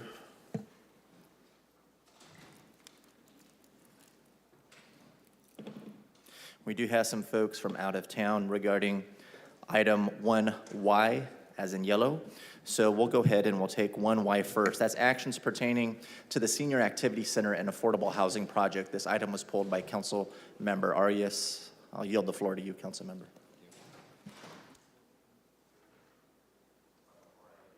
I'll make a motion to approve. Second from Arias. Council President, who's speaking on this item? We have Assistant Director Randall Morris with us today. My questions are related to the housing component of the project. Anybody else can speak to the housing? They're on their way down. Perfect, thank you. What about the developer that's been selected? You want to come up?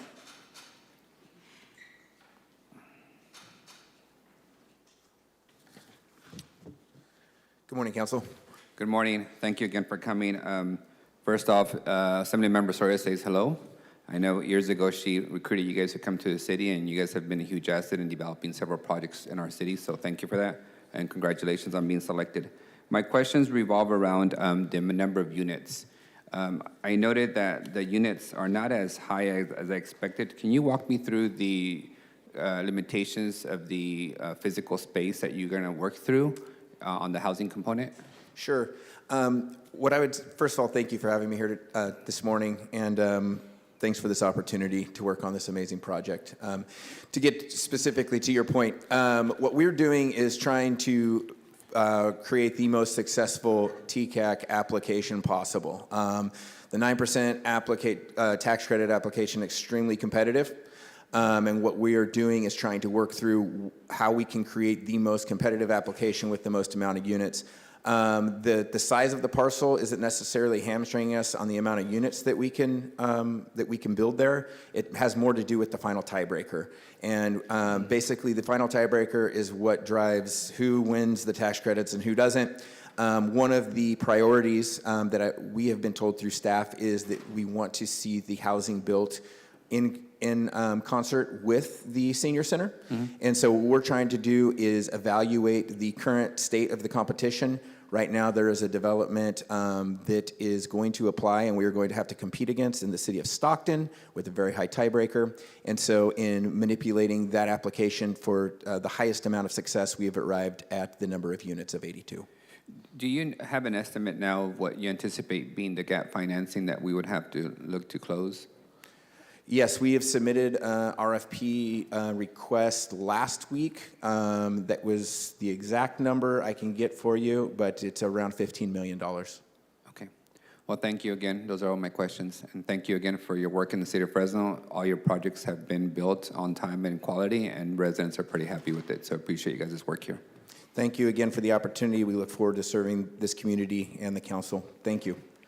Councilmember, Assistant Director Sky is here if you had questions. Those are all my questions. Okay. Thank you. Thank you, Mr. Lingo.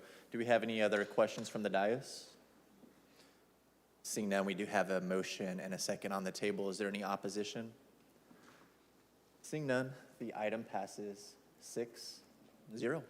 Thank you very much. Appreciate your time.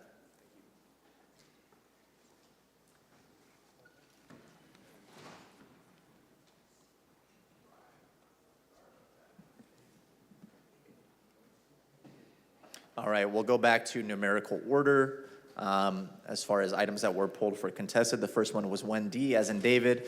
This is actions pertaining to the Municipal Service Center, electrical infrastructure, and rehab project. This item was pulled by Councilmember Arias. Councilmember.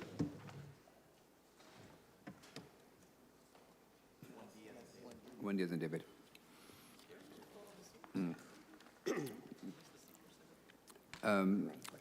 My questions are really, I think, for a city manager. I read the staff report, and it suggests that even after we spend $10 million in this project, we're not going to be in a position to accommodate the additional electrical needs of the city. So are you talking about the 911 center and the other? I think Brian can I guess what I'm answer it asking better. is, why would we spend $10 million doing electrical upgrades and then state that that's still not going to be sufficient to meet our electrical needs that are currently, in existence? I thought we were doing this to be able to have the electrification infrastructure for the city, but it seems that that's not even going to get us there. Good morning, Councilmember Brian Barr, Director of General Services. This project is within my department. To answer your question, it really comes down to that we need to replace what we have before we can ask for more. The electrical infrastructure that we have is obsolete. It's supporting our core services. We can't add to it until we replace it. Moreover, PG&E has come to us and said that we cannot ask for any additional electrical capacity for 2 to 3 years at a minimum. They cannot provide us the power. So then why not just wait 2 to 3 years? So, Councilmember, we're in line now with PG&E on several upgrades. So this is the first one. Well, fax is actually the first one. This will be the second one.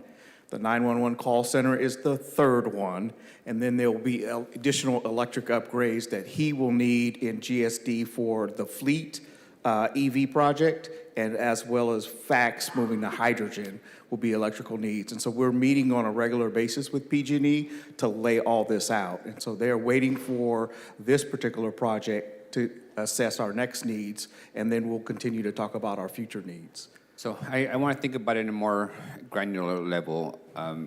Are we essentially spending $10 million only to tear it up 2 or 3 years from now? No. To do the next upgrade? No, this is necessary just to continue to support what we have today. If we don't do this, we will continue to suffer. We've had electrical outages where we have loss of communication across the city, which includes one of the city's 2 internet connections, communications to the police vehicle computers, BRT cameras, traffic operations. This needs to be done now. How do you anticipate paying for the future improvements if this just deals with the status quo system? I think that goes back to my presentation a few months back on the CARB plan. Is we have a lot of work to do collectively to figure that out. I think, So $10 million just keeps the lights on, essentially? basically, to keep us functioning. Yes. The electrical infrastructure is obsolete. We're past duct tape and baling wire. It's done, it's finished. We have had PD communications go down. We have had our internet connection go down. It's the backbone of what we do as functioning as a city. So we have to replace this. I understand your point, and I think Brian put it beautifully.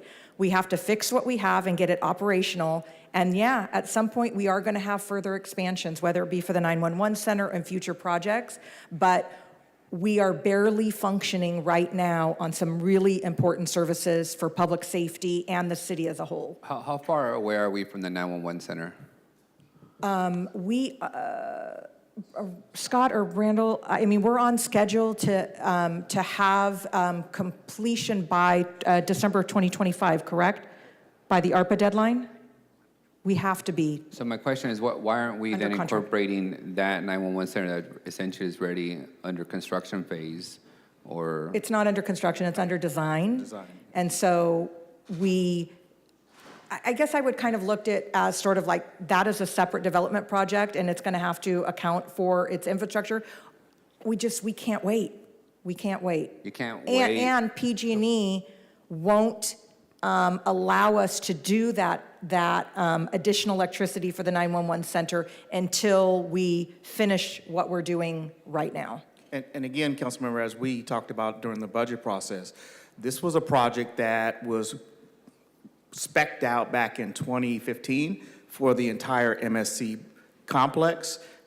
FACTS went forward with their portion of it, the MSC portion did not. And this is to upgrade and replace everything that the RDA back in the late 60s when they put this parcel together that never had any maintenance associated with it to fix it and bring it up to speed. And PG&E, again, we're now meeting with them monthly, has now asked for us to parcelize these different projects. And so the 911 center is on its own path. The FACTS project is on its own path. This one will be on its own path. And then all the future use will be, we've just hired an engineer to do the work to figure out what the project load is for the entire complex in the future. And PG&E will take that as a separate Rule 13 application. So are you guys providing us some level of reassurance that when the 911 center comes into the construction phase, you're not going to come back and ask for an additional $3 million because you didn't plan for the electrical infrastructure that you just completed under this agreement? I think Randall or Scott are in a better position to answer that. Good morning, Council. Brandon Morrison, Assistant Director of Public Works. The way we are approaching the 911 center, we are looking at the specific needs of that, and we will be coordinating with PG&E on those specific requirements. It will be a coordinated effort that's project specific, so we don't anticipate coming with a separate action to upgrade the electrical system. It would be to accommodate the 911 center and its needs. And Assistant Director, what I'm seeking is, as the Assistant City Manager has indicated, this project was designed in 2015. It's been updated since then, but there Correct. was a master But- facilities look at the whole project. Facts moved forward in 2020 with its portion of it, upgrading everything, and now the MSC side of the fence, as we call it, I guess is looking at what it I'm trying to theirs. get at is, does this project, since it was scoped before the 911 dispatch center was approved, does it incorporate and consider the 911 center going up? Or are you guys going to come back later asking for more money for the 911 center because it's lacking the electrical infrastructure that we could have included with this project? Randall, as we design the 911 center, I'm assuming as part of the design, it will include the power and what's needed from PG&E? Okay, so we don't anticipate any additional cost? Yeah, so here's the deal. We put a number together, right, of what we expect. We won't know the final numbers on the 911 center until the design is complete. So I'm not going to tell you, we plugged in a number of what we had available for ARPA, whether that is enough to construct the project. I can't tell you that answer because it's not designed yet. We're hoping we're within that budget. No, and I'm just concerned that we don't go tear up any portion of the $10 million improvement that we just undertook. when we were coming 100% in agree. For the dispatch center. 100% agree. All right, thank you. Those are my questions. Thank you. He's already made it. Motion to approve? Motion to approve by Arias, second by VP Perea. Any other discussion up on the dais? Any opposition? Seeing none, the item passes 6-0. Thank you very much. The next item we have is 1F, as in Frank, actions pertaining to the lease agreement with Titillion Holdings LLC for office space located at 2440 Tulare Street. This was again pulled by Councilmember Arias. Councilmember. Thank you, Council President. This is for the city manager or who haven't had those leases. This is a 10-year agreement. Is there a provision that allows us to exit the agreement sooner? The reason I ask that is because we are all looking for additional office space, i.e. the city and departments. And at some point, if some shift occurs and more space opens up here, are we stuck paying for a 10-year lease, or do we have an exit clause that we can exit the lease sooner?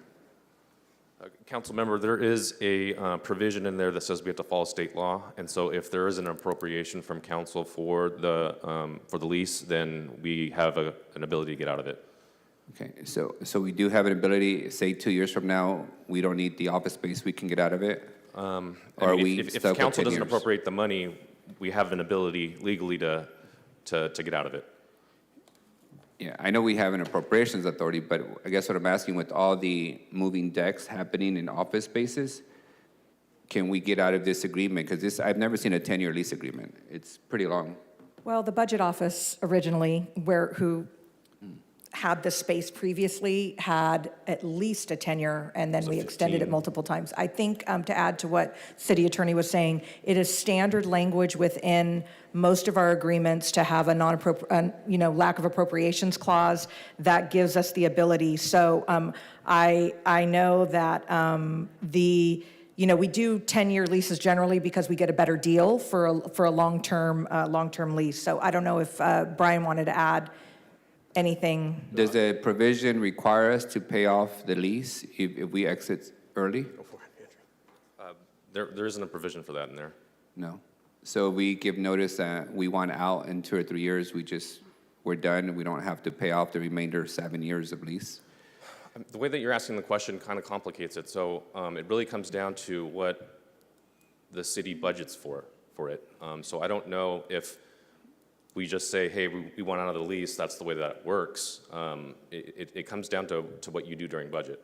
So you would, If we go into a downturn and we shrink the amount of employees and therefore don't need any off-site office space, correct, then you would reduce the appropriations for outside lease, and that would then trigger the appropriations clause in the lease, and we'd be able to get out of it. and in getting out of that, are we on the hook to pay any of the remaining years? There's nothing in there. No. Okay, thank you. Those are my questions. Motion to approve. Got a motion to approve by Arias, a second from Esparza. I do have Councilmember Carbasi punched up. Now the song and dance is over. I'll just move on. Councilmember Bredefeld. I just had a question. So what is the standard rate per square foot in the downtown area, typically?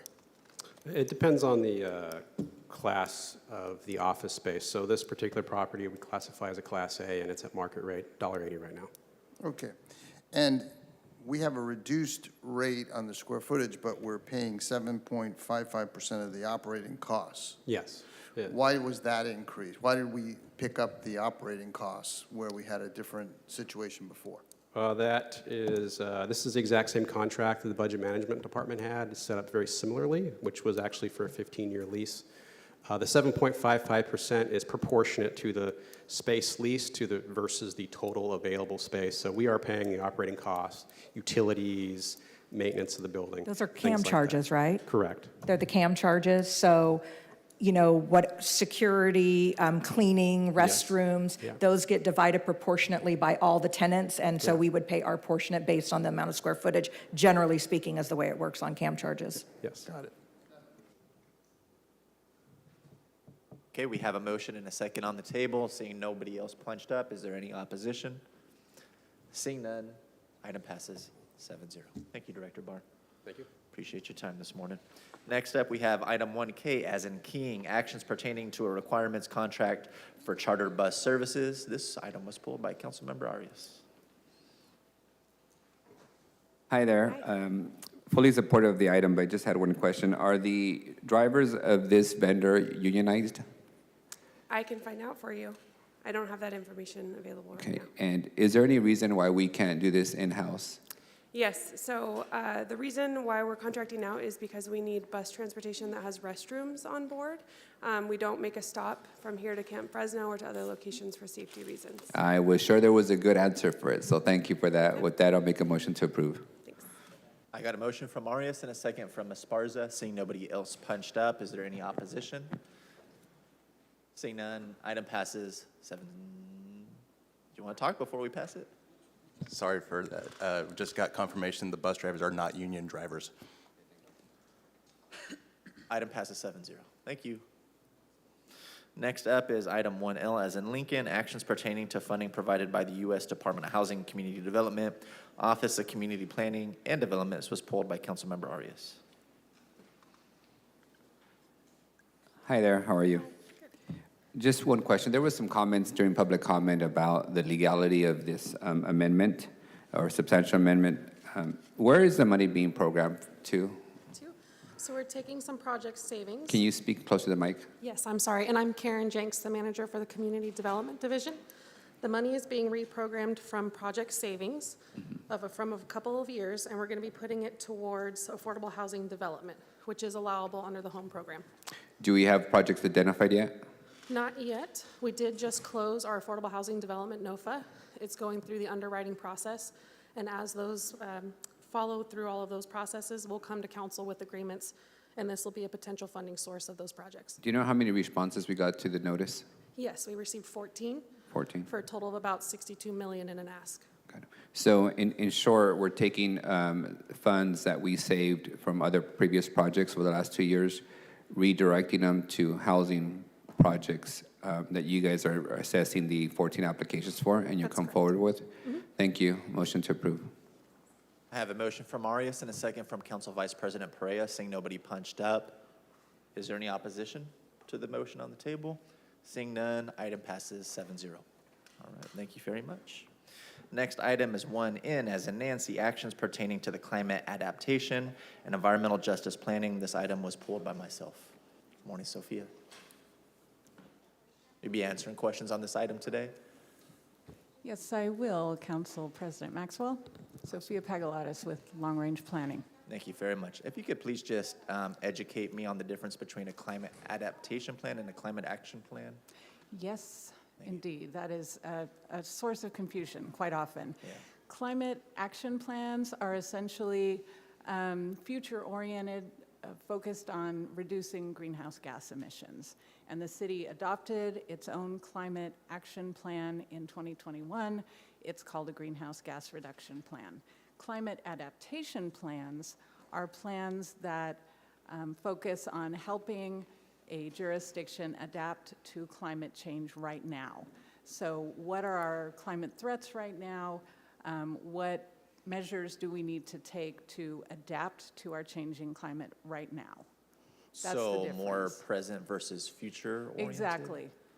Climate action is future, reducing those GHG emissions. Climate adaptation is what do we do right now? So both documents are descriptive and prescriptive in their scope? Yes, data, policies, programs. Gotcha, thank you. And what about the social justice plan? What exactly is that, Yeah. and how does that differ? The environmental justice element, it is related but different, and it is required by state law, as is the climate adaptation plan. Environmental justice planning focuses on socially vulnerable populations and looks at disproportionate environmental burdens on those populations. So are there disproportionate air quality, health, and other types of impacts on those populations? And there is overlap between environmental justice and climate adaptation planning. So that's why we put them together. Okay, very good. And so we have a climate action plan that's known as a greenhouse gas reduction plan. We do not currently have a climate adaptation plan or a justice That is correct. plan. Correct. That is correct. Okay. And Dudek is the firm that's also doing our tree canopy Yes. consultation as well, is that correct? Yes, our urban forestry forestry management management. plan, yes. And how long do we expect it to take for us to get a report back on this item, once approved today? The climate adaptation and environmental Yes, ma'am. justice, we are looking at having our final deliverables at the end of 2024 so that they can then be rolled into our general plan update.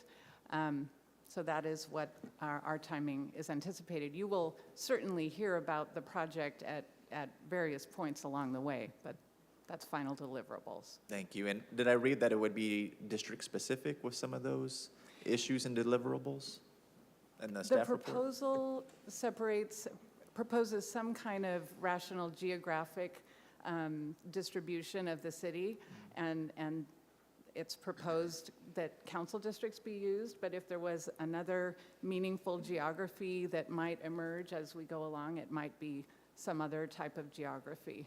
Thank you. And since this is a more immediate focus than the greenhouse gas plan, how often does this need to be updated to make sure that it's still relevant? You know, I think I would lean on the consultant for that. I know that this is a major requirement for our current general plan update, and that updating general plans every 10 years is a prudent practice, but I'm not aware of a timeline or a cycle on this type of plan. Does our greenhouse gas plan have a cycle that it needs to be reviewed and updated? In tandem with general plan or CEQA guidelines, I would say. You know, we monitor as the rules change. Every 20 years? I would say probably more often than that. So not necessarily in tandem with the plan, general plan? I'm just curious. How about you get back to, get back to I you on think that. she's struggling with coming off Sounds the good. cuff. Okay. If you could just follow up with an email to Sure. our office. We will do that. Thank you very much. Those are all my questions. I'll make a motion to approve. Have a second from Perea, and I do have a question from Councilmember Carbasi. Thank you. Hi, Sophia. Quick question. So a lot of this is because of state laws that have come in since we approved the last general plan, and to get compliant, this is what we're doing. That makes sense. The question, though, I have is, has there been an analysis on the impact of, let's say, the EJ plan on our revenue base? Will it impact growth and development? Will it impact job creation? Do we have any data on that at all? We don't at the moment. Okay.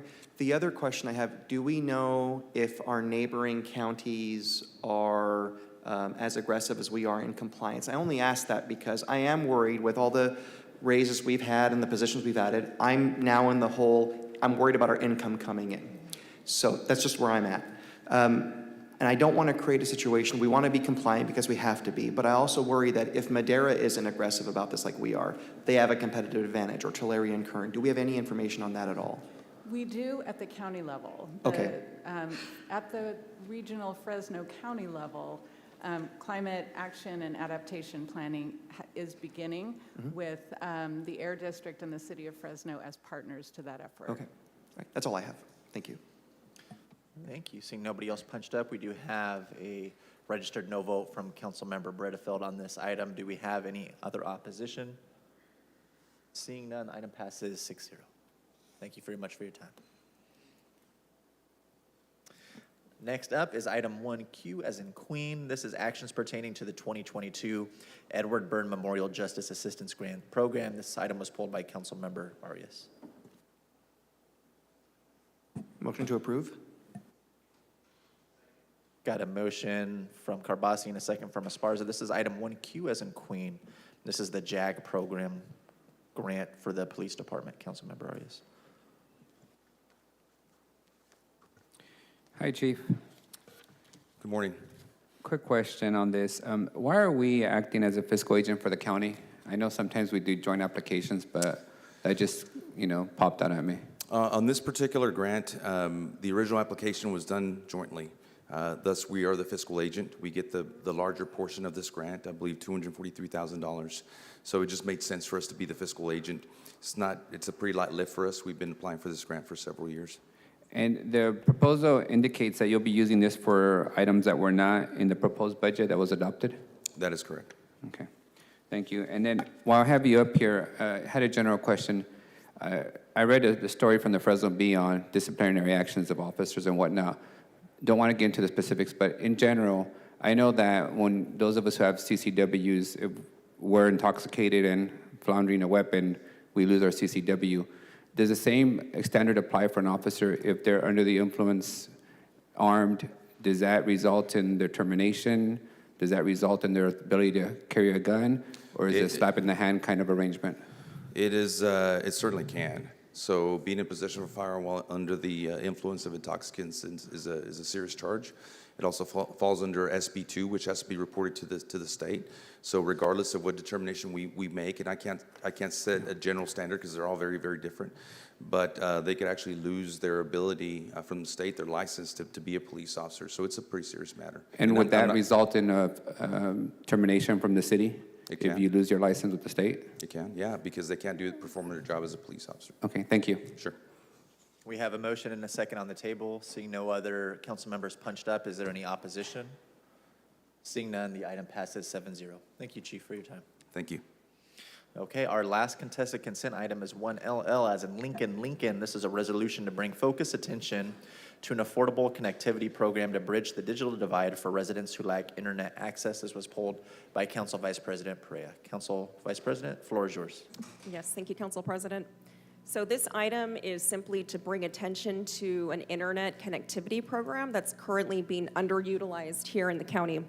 So this is the Affordable Connectivity Program, which provides internet stipends to those that qualify for them. Here in Fresno County, it's estimated about 16% of households lack access to broadband internet. 16% of households is roughly 30,000 households here in our county. 30,000 households equates to approximately 100,000 residents who go every day without access to the internet. So when we talk about the digital divide we face here in our own backyard, it's these 30,000 households or these approximately 100,000 folks here in our city that go without internet each and every day. Here in my district, District 1, currently about 58% of the residents here in my district are enrolled in the Affordable Connectivity Program, which is a lot higher than the state average at 39%. And though a substantial percentage of District 1 residents are aware and take advantage of this program, I would like to extend this program's importance beyond just my district boundaries. So my ultimate goal here today with this resolution is to raise awareness of this program while acknowledging that we still have a lot of work to do when it comes to increasing infrastructure across our county, but especially those in the rural areas. Increasing internet access means more students have digital tools to enhance their educational journeys. It creates opportunities for economic growth and development. With internet access, job seekers can access online job portals, remote work opportunities, and acquire new skills through online courses. So in closing, I'd like to thank my colleagues in advance for your support on this item. I'd like to thank our city's ISD team for your continued work on behalf of our city to close the digital divide here. And I will close by just encouraging more households to seek out and take advantage of the Affordable Connectivity Program. So with that, I'd like to make a motion to approve. I got a motion from Vice President Prey and a second from Esparza. Seeing nobody else punched up, do we have any opposition to this item? Seeing none, the item passes 7-0. We do have one more contested consent, which is item 1GG, as in George. This is an approved agreement for professional engineering services with Quad Knop for design and construction support services for the Roding Park Pickleball Court project. This was pulled by Councilmember Arias. I'd like to make a motion to table the item to next council meeting, or continue the item. I got a motion to table to August 10th. Is there a second from Chavez? Okay, seeing nobody else punched up, is there any opposition? Council Vice President is conflicted out, so the item passes 6-0. Okay, that will conclude today's contested consent calendar. We will move on to item 3B, as in Baker, actions pertaining to the creation of the Capital Projects Department within the city of Fresno. Who will be speaking on this today, City Manager? TJ and I will. I'm going to start us off. Floor is yours. Thank you, Council President. So before you today is a number of action items. As you all know, the city has been very successful as of late in receiving dollars from the state on a number of for a number of capital projects. In addition to that, Measure P is humming along, and we know that we will have an annual receipt of dollars for Measure P. And we also have annual requirements of just updating public utilities, predominantly water and sewer projects. What we have found, and we talked about this during the budget conversation, I believe Councilmember Arias brought this up about our service delivery model. And with all of the additional revenues coming into the city, we need to do something different. So what is before you is the creation of a new department called the Capital Projects Department that will be solely focused on delivering projects for the city of Fresno. And whether those be the related to the $250 million for downtown infrastructure, the $80 million for Blackstone and McKinley grade separation, Measure P projects, public utility water sewer upgrade projects. This department will be focused on those projects. The Public Works Department remaining will continue to focus on the regularly occurring public works projects, which, street maintenance, landscape maintenance, traffic operations, development projects. So we are very excited about this, the direction to staff was, what we're doing now is not meeting the expectations of this body and of the mayor as far as the pace that we are moving at. And that is no fault of the staff.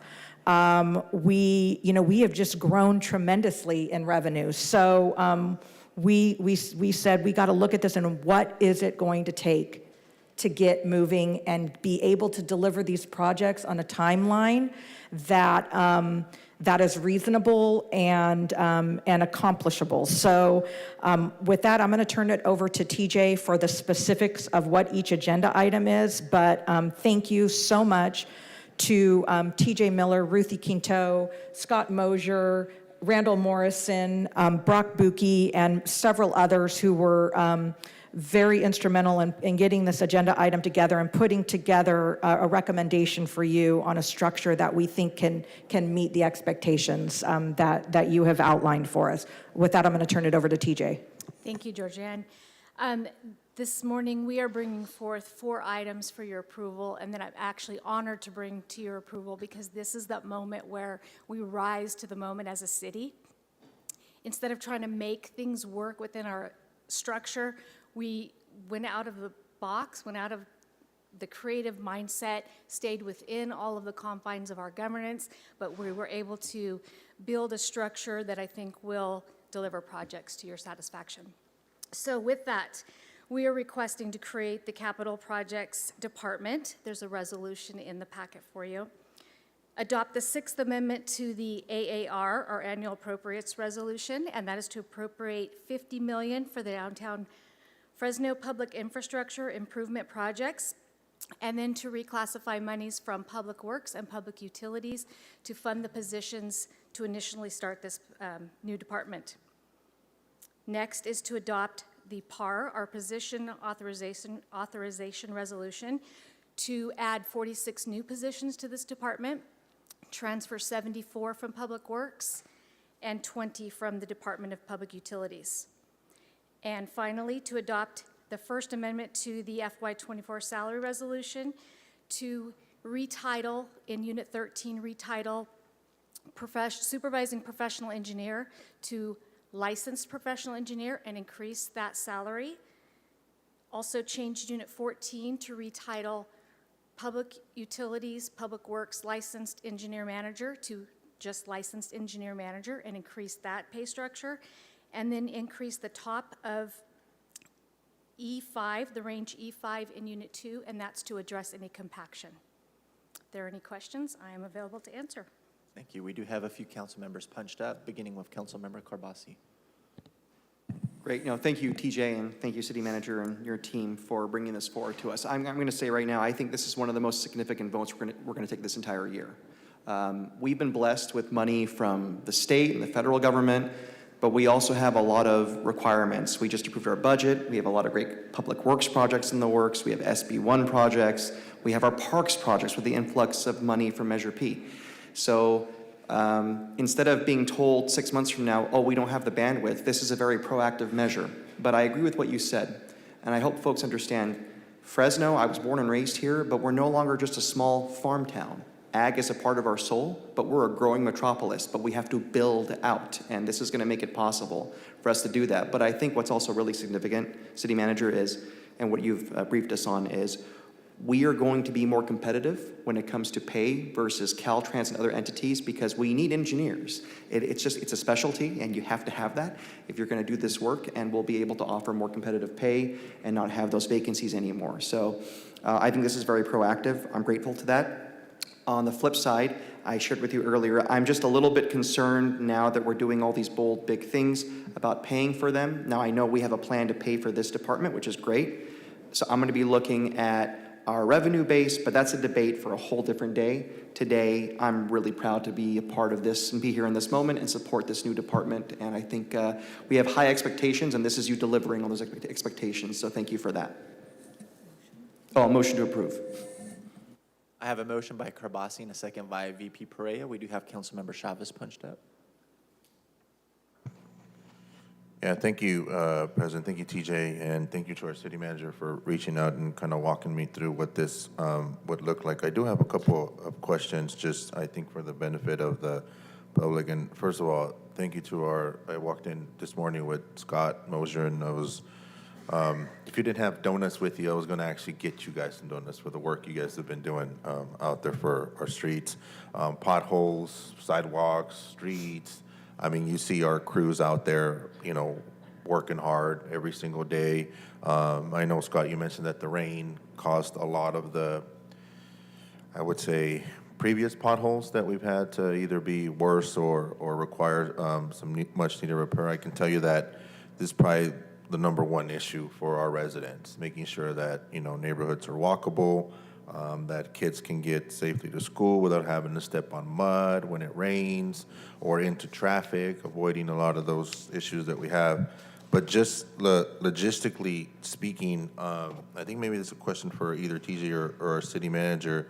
So we've got a lot of these one-time funds, right? And we're going to expend these down, obviously, and make those key investments. So what's kind of the plan for the timeline that we expect these funds to be expended down? And then once we do that, will this just transition to the ongoing Measure P funds, or maybe just what's the plan for that? Yeah, so obviously we have some really big chunks of money that have come in, and I think, that is going to be enough work to probably keep us busy with the current funding at least 5 years, if not 6 years.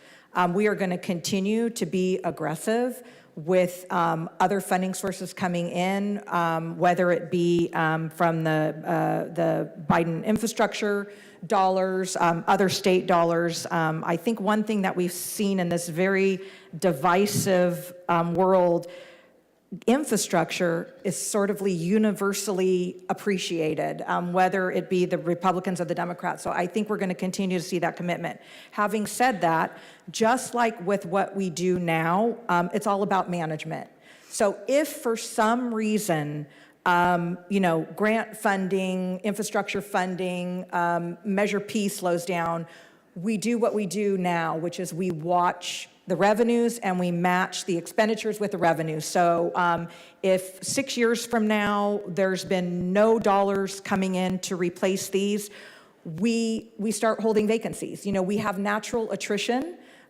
Even though we're going to be very, very competitive in the engineering world, it's just the way government works. We have natural attrition in every part of the city. So if we don't have projects for people to work on, then we won't fill those positions. And we will always have Measure P money. We will always have DPU money. And I think, one of the things that made this very interesting to Brock is, so because Public Works is so busy and a lot of their funding sources have timelines associated with them. So they do what they need to do. They spend the dollars that have the shortest time frame. So if they have a grant that's expiring in 2 years, that project goes. If they have ARPA dollars, that project goes. What tends to get to the end of the line is DPU because enterprise dollars have no expiration date. So we have a lot of water and sewer projects of just ongoing maintenance that need to be done.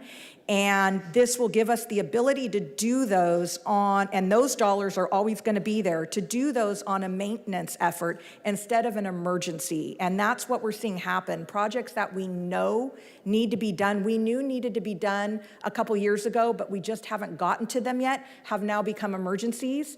And those cost at least 2 times as much, if not 3 times as much, to do on an emergency basis in the middle of the night at 2 a.m. when a water main breaks or a sewer line breaks. So, but we will have to manage, and that's what we do every day as a city. Whether it's me, whether it's the next city manager or any other director, that's what our job is in the city. No, and I'm glad to hear that, City Manager, because I wanted to hear the time frame, 5-6 years for us to expend these funds. I think also, and I mentioned this during the budget conversation, I know we're going to be working on this, but kind of really strengthening our partnership with the building trade folks. As you know, we have the PLA agreement in place, and I think that's great news for investing not just in the city, but the workforce component that's going to come out of this work, where I think now that we have a timeline, now that we have some figures and some dollars, we can work with our partners and make sure that we can now get careers on the docket for those folks, right? The pre-apprentice programs, everything that's coming out of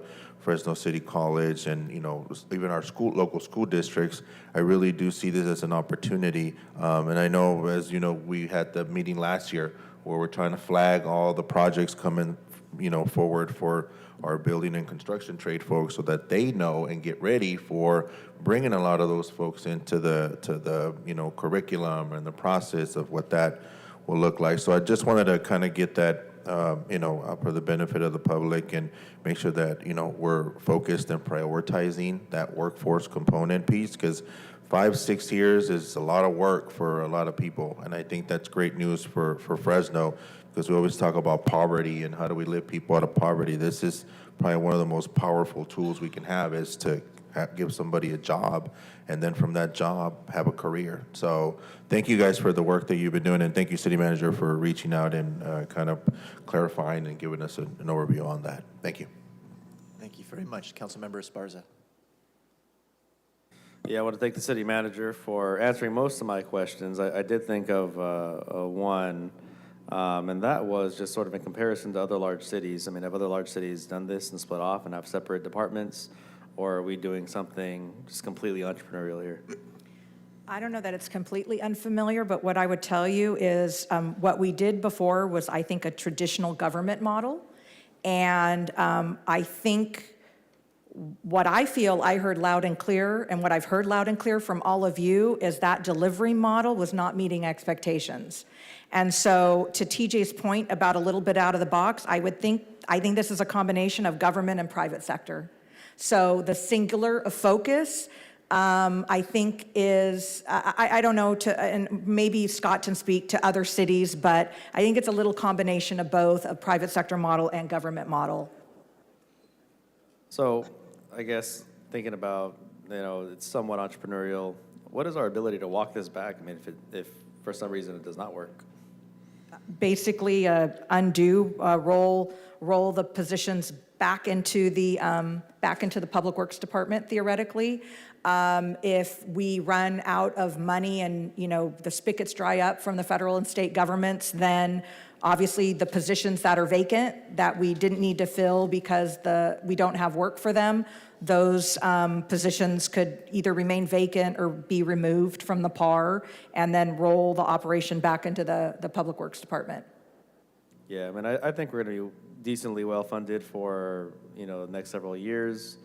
But, with respect to the way the economy is going, how much money will come down from the feds, from the state, that is a bit precarious, I think. Yeah. But I think we'll be solid for the next few years at minimum. But Measure P and utility funds, those are in perpetuity. Those are maybe the dollar amounts, but they're always going to be a funding source there. Sure, some sort of baseline, yeah. Yep. Okay, thank you. I have nobody else punched up at this time. Well, spoke too soon. Take a while to guess. Thank you, Council President. I don't want to start off with I told you so, but I think I told you so. No, this, a couple years ago when we officially received the Measure P, I posed a question to our director, do we have enough bodies to execute all these Measure P projects? And him being a good soldier and one of the workhorses of the city government, I'm sure he accepted the responsibility to move all those projects, but it's humanly impossible given the amount of resources that we now have. As the city manager pointed out, Measure P is a 30-year commitment by local voters to build up parks. Then we have the federal infrastructure bill that was just approved by the Biden administration, which will include significant amount of resources. And then eventually with the renewal of Measure C for another 20 or 30 years, these are significant ongoing resources we'll have for infrastructure. My only question to the city manager was, is her proposal big and bold enough to undertake this amount of work? I don't want to nibble at the edges anymore when it comes to delivering infrastructure projects. I want to have Public Works on the maintenance side have enough bodies. And if we're going to do a capital department, I want them to have enough bodies. City manager, for the record, is this big and bold enough that we don't have to come back and, in 6 months or a year from now and say that we underestimated or understaffed? So I had asked TJ, Scott Randall to get in the room. What did I tell you guys? Go big or go home. So I believe it is enough. I can't predict the future. If for some reason the feds decide to pour a bunch more money in, I would tell you it's scalable. It's scalable up or scalable down. But I believe it's enough. And City Manager, do you have off the top of your head how many positions we've added to the city government in the last few years? I know we've got to be in the several hundreds of positions. I don't know off the top of my head, but that's, I don't know, I'm sorry. No worries. I do believe I would say in the hundreds. Yeah, this is definitely the single largest expansion of local government and probably the city's history and what we've done the last 2 or 3 years to local government. So I do appreciate that our Republican mayors are supportive of big government because it does deliver. And should continue to invest in our employees as we deliver for our residents. So thank you, and I'll leave that for the record. Private sector model, private sector model. Is there any opposition to the motion on the table to approve? Seeing none, item passes 7-0. Congratulations and thank you. Okay, we're going to go ahead and transition to closed session at this time. I expect that'll take us to the lunch hour. We'll resume with our last open session at 1:30. City Attorney, can you please announce the closed session items and whether or not we'll be reporting out afterwards? Yes, thank you, Council President. Just as a starting point, I believe 2 council members need to announce a conflict on item F. Yeah, Council President, I have a conflict on item 5F and will be recusing myself for the record. Yeah, as do I. I have a conflict on 5F and will also recuse. We'll take that item last in closed session then. Thank you. In closed session today, we have item A, conference with legal counsel, anticipated litigation 1 case. Item B, conference with legal counsel, existing litigation. Items B and C were removed to August 10th. Item D, conference with legal counsel, potential litigation, PW Fund B, LP versus City of Fresno. Item E, conference with legal counsel, anticipated litigation, one potential case. Item F, conference with legal counsel, anticipated litigation, one potential case. We may have reportable items after closed session.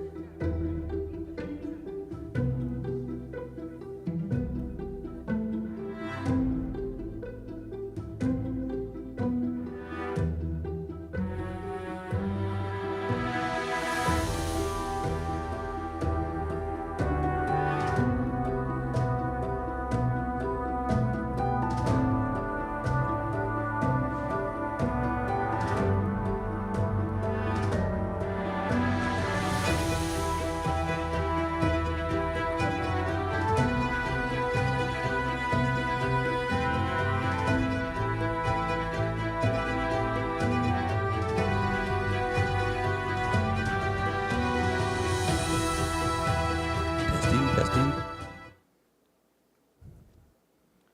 Good afternoon. The City Council will be going back to closed session at 1:30 and will return afterwards with an announcement. Thank you.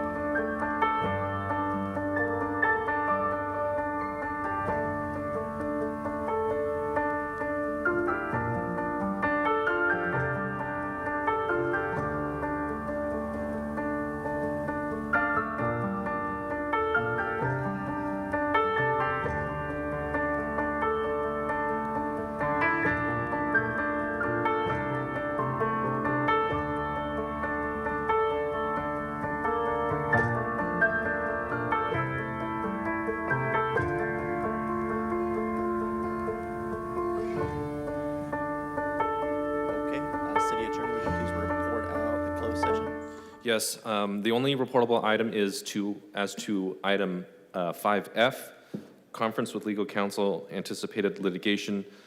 In closed session, by a vote of 4-1, the city attorney was given direction to intervene in a lawsuit involving the County of Fresno and council members Chavez and Bredefeld.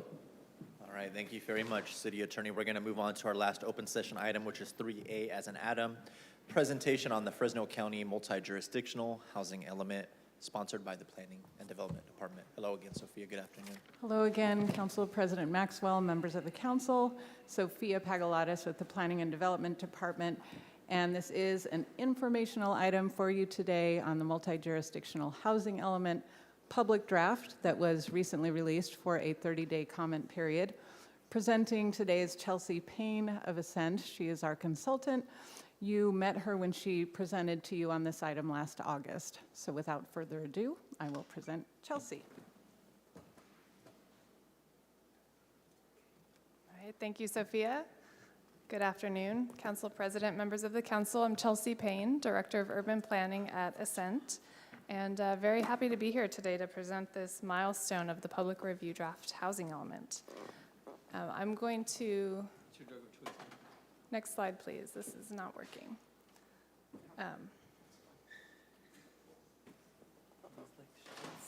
Yes, they're jello shots. Shoot. All right, well, I'll move on to the agenda, but I'm going to give a brief overview of the housing element, talk about the city's housing target, which is called the Regional Housing Needs Allocation. I'll highlight some key findings from the Fair Housing Assessment, and then touch on some of the key implementation programs and talk about next steps. The purpose of the meeting today is to receive feedback from the City Council and any members of the public wishing to speak on the public review draft housing element before we submit it to the state for their review for compliance with state law. So there we go. Couple slides. Slide 5, please. Next slide, yeah, right here. So the housing element is a required element of the city's general plan, and every city and county in the state has to prepare and update a housing element every 8 years, thank you, according to a schedule that's set in state law. And the adoption deadline for the city's housing element is December 31st, 2023. And so we're working as quickly as we can to get us to that deadline. There are very detailed requirements in the law about what has to be in this housing element. Two of the key components are an inventory of available land to accommodate your housing target, and also meaningful actions or implementation programs to support the development of housing for all members of the community. The housing element's the only element of the general plan that's reviewed by the state for compliance with state law, and HCD, Department of Housing and Community Development, conducts that review. This time around, the city's participating in a regional multi-jurisdictional housing element with the other jurisdictions here in Fresno County. So the element's organized a little differently. There are the regional housing element chapters up front that all of the participating jurisdictions are adopting, including a set of regional goals and policies, and then every jurisdiction has its own local detailed appendix with all of the nitty-gritty affecting individual jurisdictions.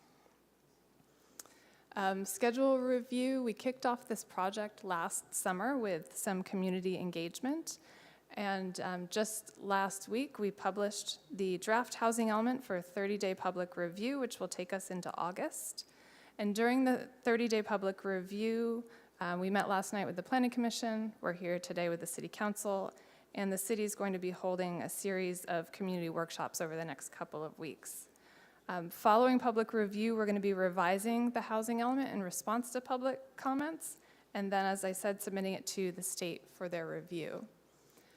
Depending on how long that takes, we might be back for adoption hearings as early as January 2024.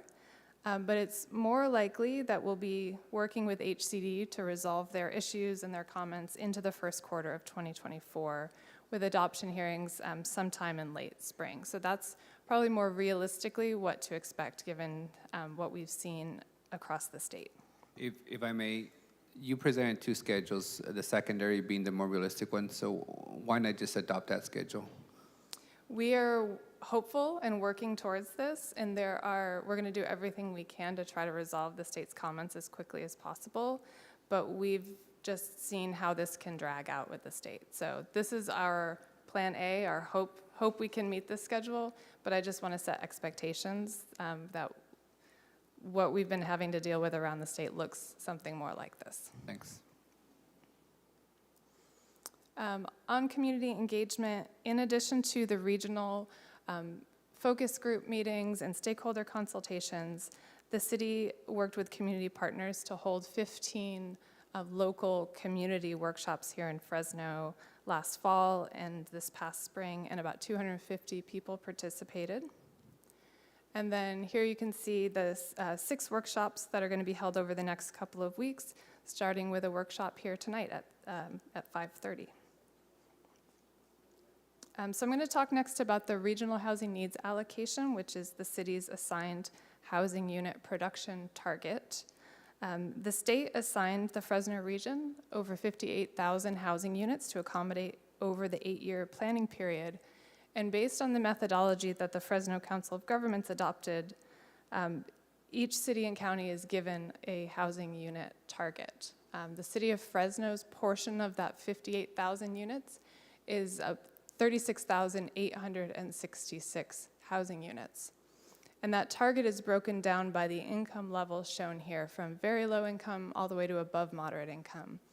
And you can see here also that the RHNA for this next planning period is more than 50% higher than your previous housing unit target. To demonstrate adequate capacity to meet this RHNA, the housing element contains a detailed inventory of sites where housing can be built. And we started with the sites that were included in the currently adopted housing element that are still available and not built on. And then we looked for new sites to include in the inventory.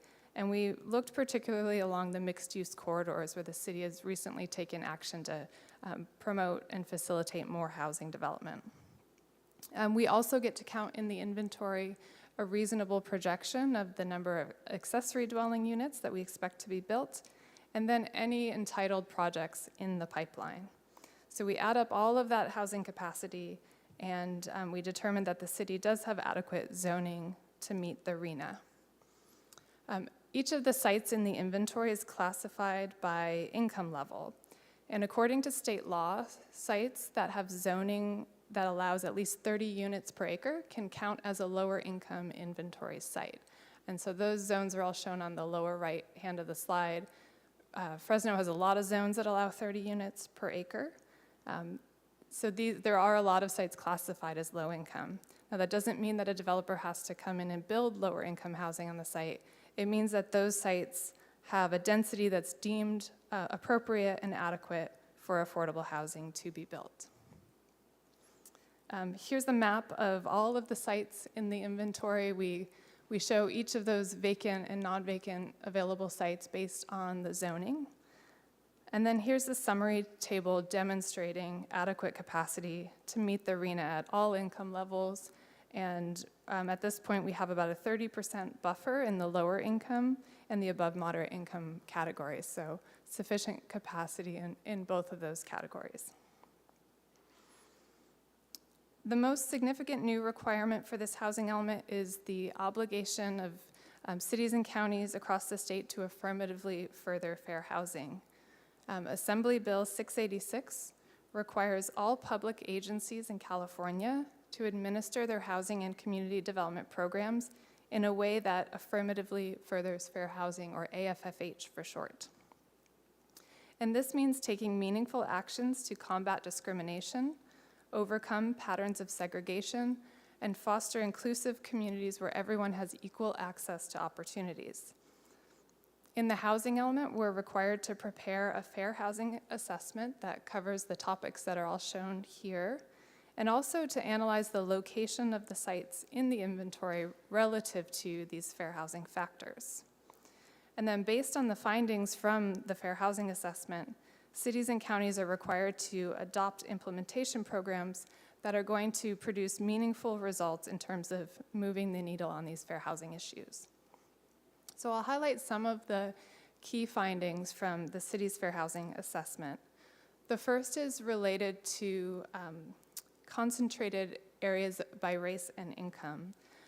Most of the central city is designated as racially concentrated areas of poverty, or recaps.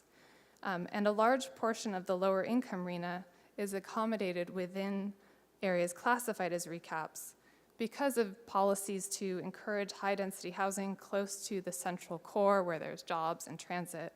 And we know that these are great planning principles, great policies, but from a perspective of AFFH, they also need to be balanced with opportunities for lower income housing in other parts of the city as well. There are also 17 census tracts in the city classified as racially concentrated areas of affluence that are mostly in the northern parts of the city, and there isn't too much capacity for new housing in these areas, as shown as the RCAAs on the slide. But most of what is available is single-family land that's counted as above moderate income.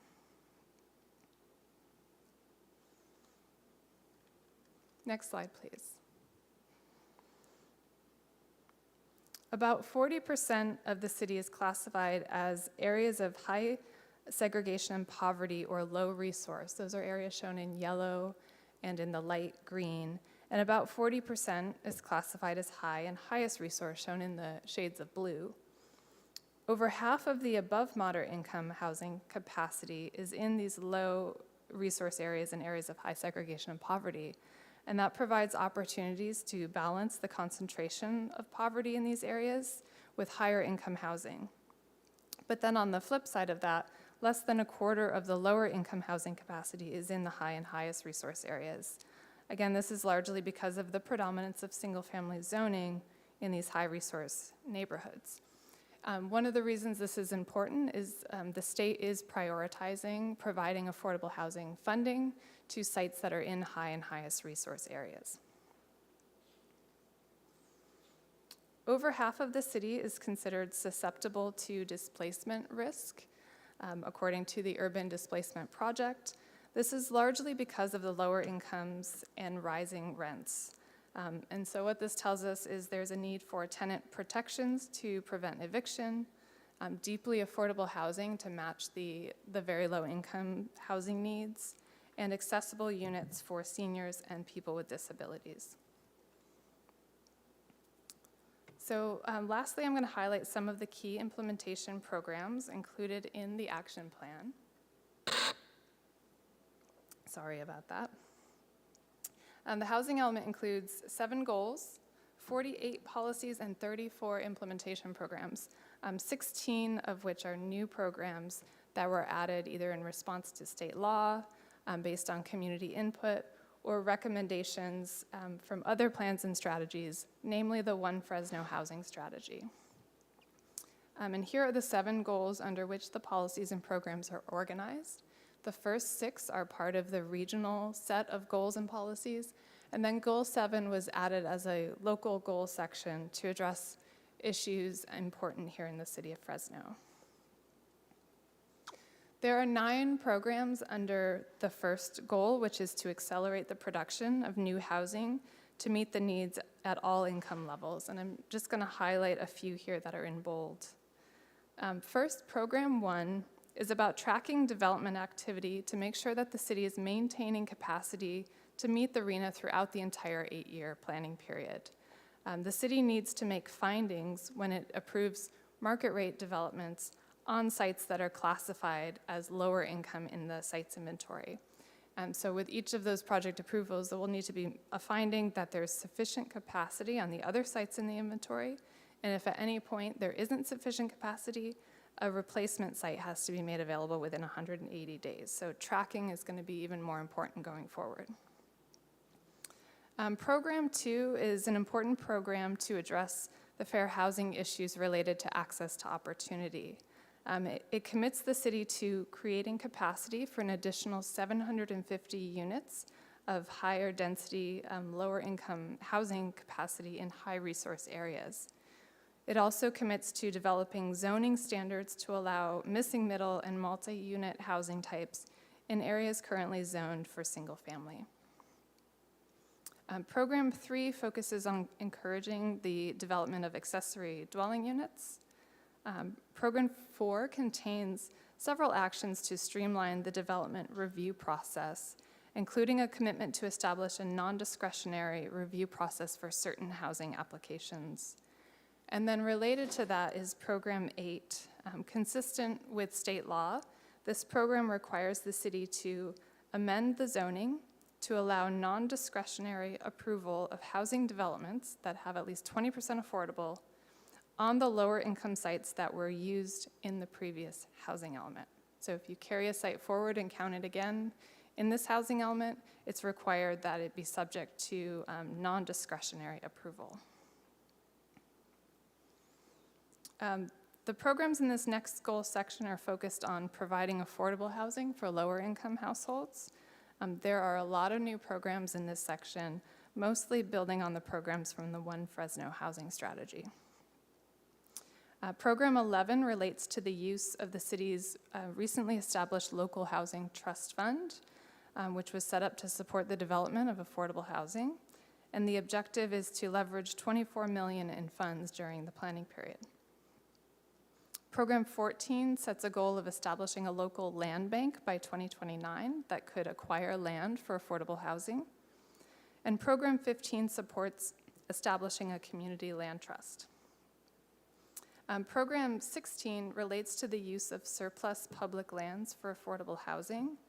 It calls for releasing 1 to 2 surplus sites each year for affordable housing and considering depositing some of those funds from the sale of sites into the local housing trust fund.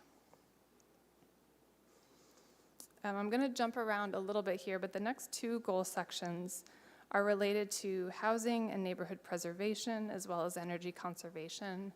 I'll highlight Program 21, which is focused on providing housing rehabilitation programs for lower income homeowners. The next goal sections 4 and 5 relate to special needs housing and fair and equal housing opportunities. Program 24 includes a long list of development code amendments to bring the code into compliance with state law and to remove what were identified as potential barriers in the constraints analysis. This includes updates to the density bonus ordinance, permitting low barrier navigation centers by right in mixed use zones. These are a type of service enriched homeless shelter that have lower barriers to entry. And also allowing group homes of all sizes as a permitted use wherever other residential uses are allowed. So this program reflects a lot of new changes in state law related to special needs housing. And then goal 5, providing fair and equal housing opportunities. This is a very important goal of this housing element. And while you only see 2 programs that are specifically housed in this fair housing section, fair housing is a lens through which all of the programs have been written, and I'll highlight that in just a minute. The 7th and final goal section is about preventing displacement and addressing homelessness. Program 30 is about seeking funding to maintain the Emergency Rental Assistance Program. 31 is the city's eviction protection program, which protects against unlawful eviction. And Program 33 contains a number of strategies to address homelessness, including funding for emergency shelters, establishing a reserve fund for operation of shelters, and several other actions. I mentioned just a moment ago that fair housing is a theme woven throughout the programs. And at the end of the fair housing assessment is a table of the major fair housing issues, the contributing factors, and then all of the actions that are included in this housing element to address those issues. So you can see here how the various programs in the housing element relate to the key issues of segregation based on race and income, unequal access to opportunity, and displacement risk. So we were very careful with the language, the geographic targeting, and the metrics of these programs to address the needs for fair housing. So I will conclude with next steps in the process. Based on the feedback that we get during the public review period, we'll be revising the housing element and then submitting it to HCD. HCD then has 90 days to conduct their review, so that means we will expect a comment letter by November, December, and then we will be working with our reviewer very closely to get sign-off from the state before we bring the housing element back to the City Council for adoption. And as I mentioned, that's likely in the first quarter of 2024. So that concludes my presentation. I'll leave this slide up here on the screen with some links to where copies of the housing element can be found, and a link to the state web page, as well as city staff contacts who you can email with any questions or to provide comments on the draft. So thank you very much. Happy to answer any questions. Thank you, Ms. Payne. Before I take it up here to the dais, I'm going to go out, see if there's anybody that wishes to comment on this from the public. I don't see anybody here in the chamber. City Clerk, do we have anybody on Zoom? Okay. Council Vice President Perea? It was Chelsea, right? Just a quick question on the RENA. I think I heard you say earlier that this new RENA number is 50% higher than our last year's or section's RENA number. Is that right? That's right. It's, yes, 56% higher. Okay, 56%. Is that average what you're seeing in other cities across the state? That seems high. I would say average for each region of the state. The RENA went up in every region of the state. Some regions more than others. I would say I think the increase for the Fresno County region was about average. And the city has such a large portion of that because of all of the factors that go into the methodology to direct housing into denser infill areas. Okay. And how close did we get to meeting our RENA goals last cycle? More or less. I don't know. Did we I think get that's a anywhere question maybe Sophia has an answer. Yeah, thank you. So, complicated answer to a simple question. We kept compliance with our RENA. We maintained the capacity that we needed to maintain. As far as how many housing units were produced, it was about 13,000, and our RENA was 23,500. But remember, the RENA is a planning goal. It's not a construction goal. Got it. Thank you both. Councilmember Arias? Thank you. Just to piggyback on that, the RENA number, this is where I have some difficulty with our friends in the COG. They, through their policy decision-making body, continue to direct more and more expectation for the city of Fresno to generate more density housing in this regional housing element. But yet, when it comes to the Measure C formula, they want to change the definition to transit-oriented development to allow rural cities like Reedley and suburbs like Clovis to grab some of the money meant to transit-oriented development and high-density housing. So there's a disconnect between them asking and relying on the urban center to take more density housing and them arguing that they should have some of the resources meant to generate and accommodate high-density housing, which they're not producing. So it's hypocritical. That's what held up the last extension of Measure C. You know, this body had said transit-oriented development is exactly what it means. It's meant for public transit corridors, high-density housing, which we're building on Blackstone. We're building in downtown. We're building on Kings Canyon. It's not meant to build an apartment complex 5 miles away from the nearest bus stop and call that transit-oriented development, which the loose definition that was adopted in the failed Measure C renewal essentially did. So I'm going to ask my colleagues, again, when we get to the next version of Measure C renewal, that's important.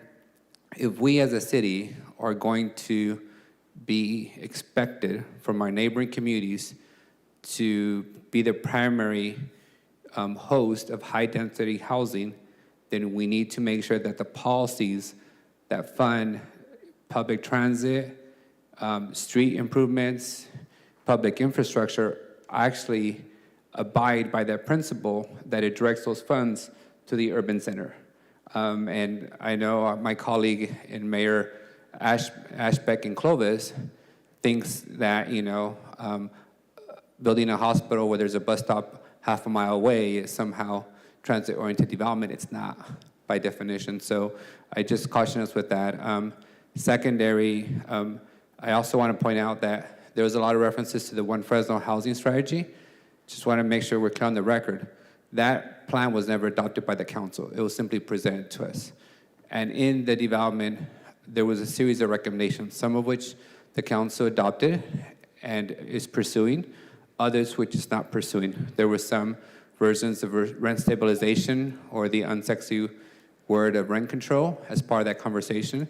So I don't want the plan to assume that all the recommendations in the One Fresno housing strategy are going to be embedded into this housing element that we're on the hook for. So just know that that's kind of how we got here on some of those fronts. The other thing I would ask is, as we pursue this path of the housing element, previously, the city was never in the shelter business. Now we've gone into the business of building, acquiring, owning, and operating shelters. I don't know how that is intertwined into this housing element conversation around density, around locations, but we have to somehow recognize that we as a city are now going to the world of operating shelters for the homeless, and that needs to be reflected somewhere in this housing element plan. Another example of the county has no shelters, no other rural community is operating shelters within our region and county. That again is falling on us. So as our friends transport their homeless and drop them off at the Poveralo, asking us to house them as they take some of our transit-oriented development meant for high-density housing for rural communities, the city of Fresno is taking more and more of the burden without getting the adequate policy and public investment that should be assigned to that policy solution that we all seek, which is more affordability and more housing. With that, thank you. Thank you, President. I was trying to kind of understand a little bit better slide 22, the fair housing findings in the presentation. It's got the map of the city of Fresno. And I know when we talk about regional, are we only speaking about Fresno, or does that include Madera across the river as well, for the sake of this conversation? We're mostly looking, what I was highlighting was mostly in just the city of Fresno, local findings.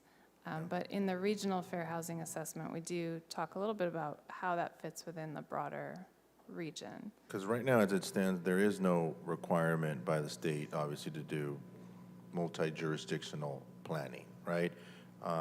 And when you look at, and I stopped by there the other day, I was visiting some friends over at like Tesoro Viejo or some of those developments up there. What does the state have right now as far as requirements for those new developments to have affordable housing?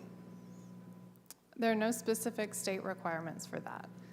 But what the new law, AB 686, requires is that every jurisdiction, cities and unincorporated counties, are affirmatively furthering fair housing and creating opportunities for affordable housing in high-resource areas.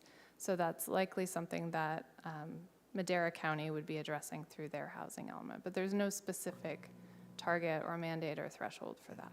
And that's what I was getting at. So when you look at what's happened in the city of Fresno, and there's a lot of references here about zoning and favoring outward expansion, and we talk about the growth that the city went through, and then it stopped because we focused more on infill. We wanted to at least focus more on infill, but all that did was drive a lot of the product that was in demand to our friends across the river in Madera, right? So now you've got new cities that are sprouting up over there. And I've always been of the opinion that that's development that should have happened in the city of Fresno. But for, a number of reasons, that was actually pushed out there. And I just wanted to point that out because I think this will be probably the first conversation we have as far as what those new developments look like. And I know you're just analyzing Fresno County, right? Us being the gorilla in the room, so to speak. But the new cities sprouting up just couple of miles, maybe a mile and a half, 2 miles north of our biggest shopping center, I think is going to be conversation for later for our housing element and what that looks like. And I've always said this, that, we talked about what happened to the core of the city, and, the term is used, white flight. Now you're seeing that for Madera. They're going to Tesoro Viejo, they're going to Riverstone, they're going to those developments, and I think that's something that the city of Fresno is going to have to contend with, as we go about finalizing our housing plan. And then one last question, I think it was Jennifer that mentioned, and I think we had the conversation, but I wanted to clarify, our plan for the housing element, the numbers that were cited is just for planning. There's no requirement for building, correct? That's what satisfies the requirement for the housing element, correct? That's essentially correct. It's, the city has to demonstrate that there's adequate zoning for that to accommodate that number of housing units. But there are no mandates for actually building that housing. Now, the city has to do everything it can to facilitate that housing to be built, but it is essentially a planning mandate to make sure you have enough land zoned appropriately. So other cities around us could put on paper that they're going to be building X amount of units and not actually build them, even including some affordable housing units, and then not build them, and that would satisfy the housing element. Yes. Right. It's getting a little harder. The state's cracking down a little more, but essentially it is a planning goal. When you say the state's cracking down, is it penalizing actual withholding funds, or?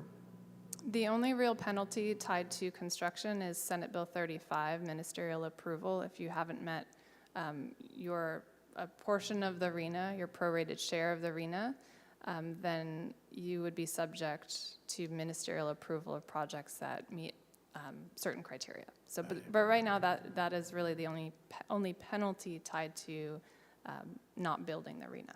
Okay, thank you.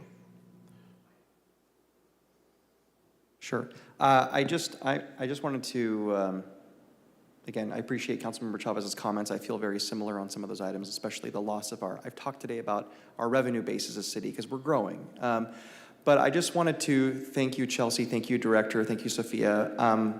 This is very comprehensive, a lot of great work. You're giving me information I need to make better decisions. I'm not going to make any inferences today, but I really do, I know it's a lot of work to prepare this and come up here, but it doesn't fall on deaf ears, and I do sincerely appreciate that hard work, and thank you. We appreciate your time today, Chelsea. Thank you very much. Thank you. Thank you.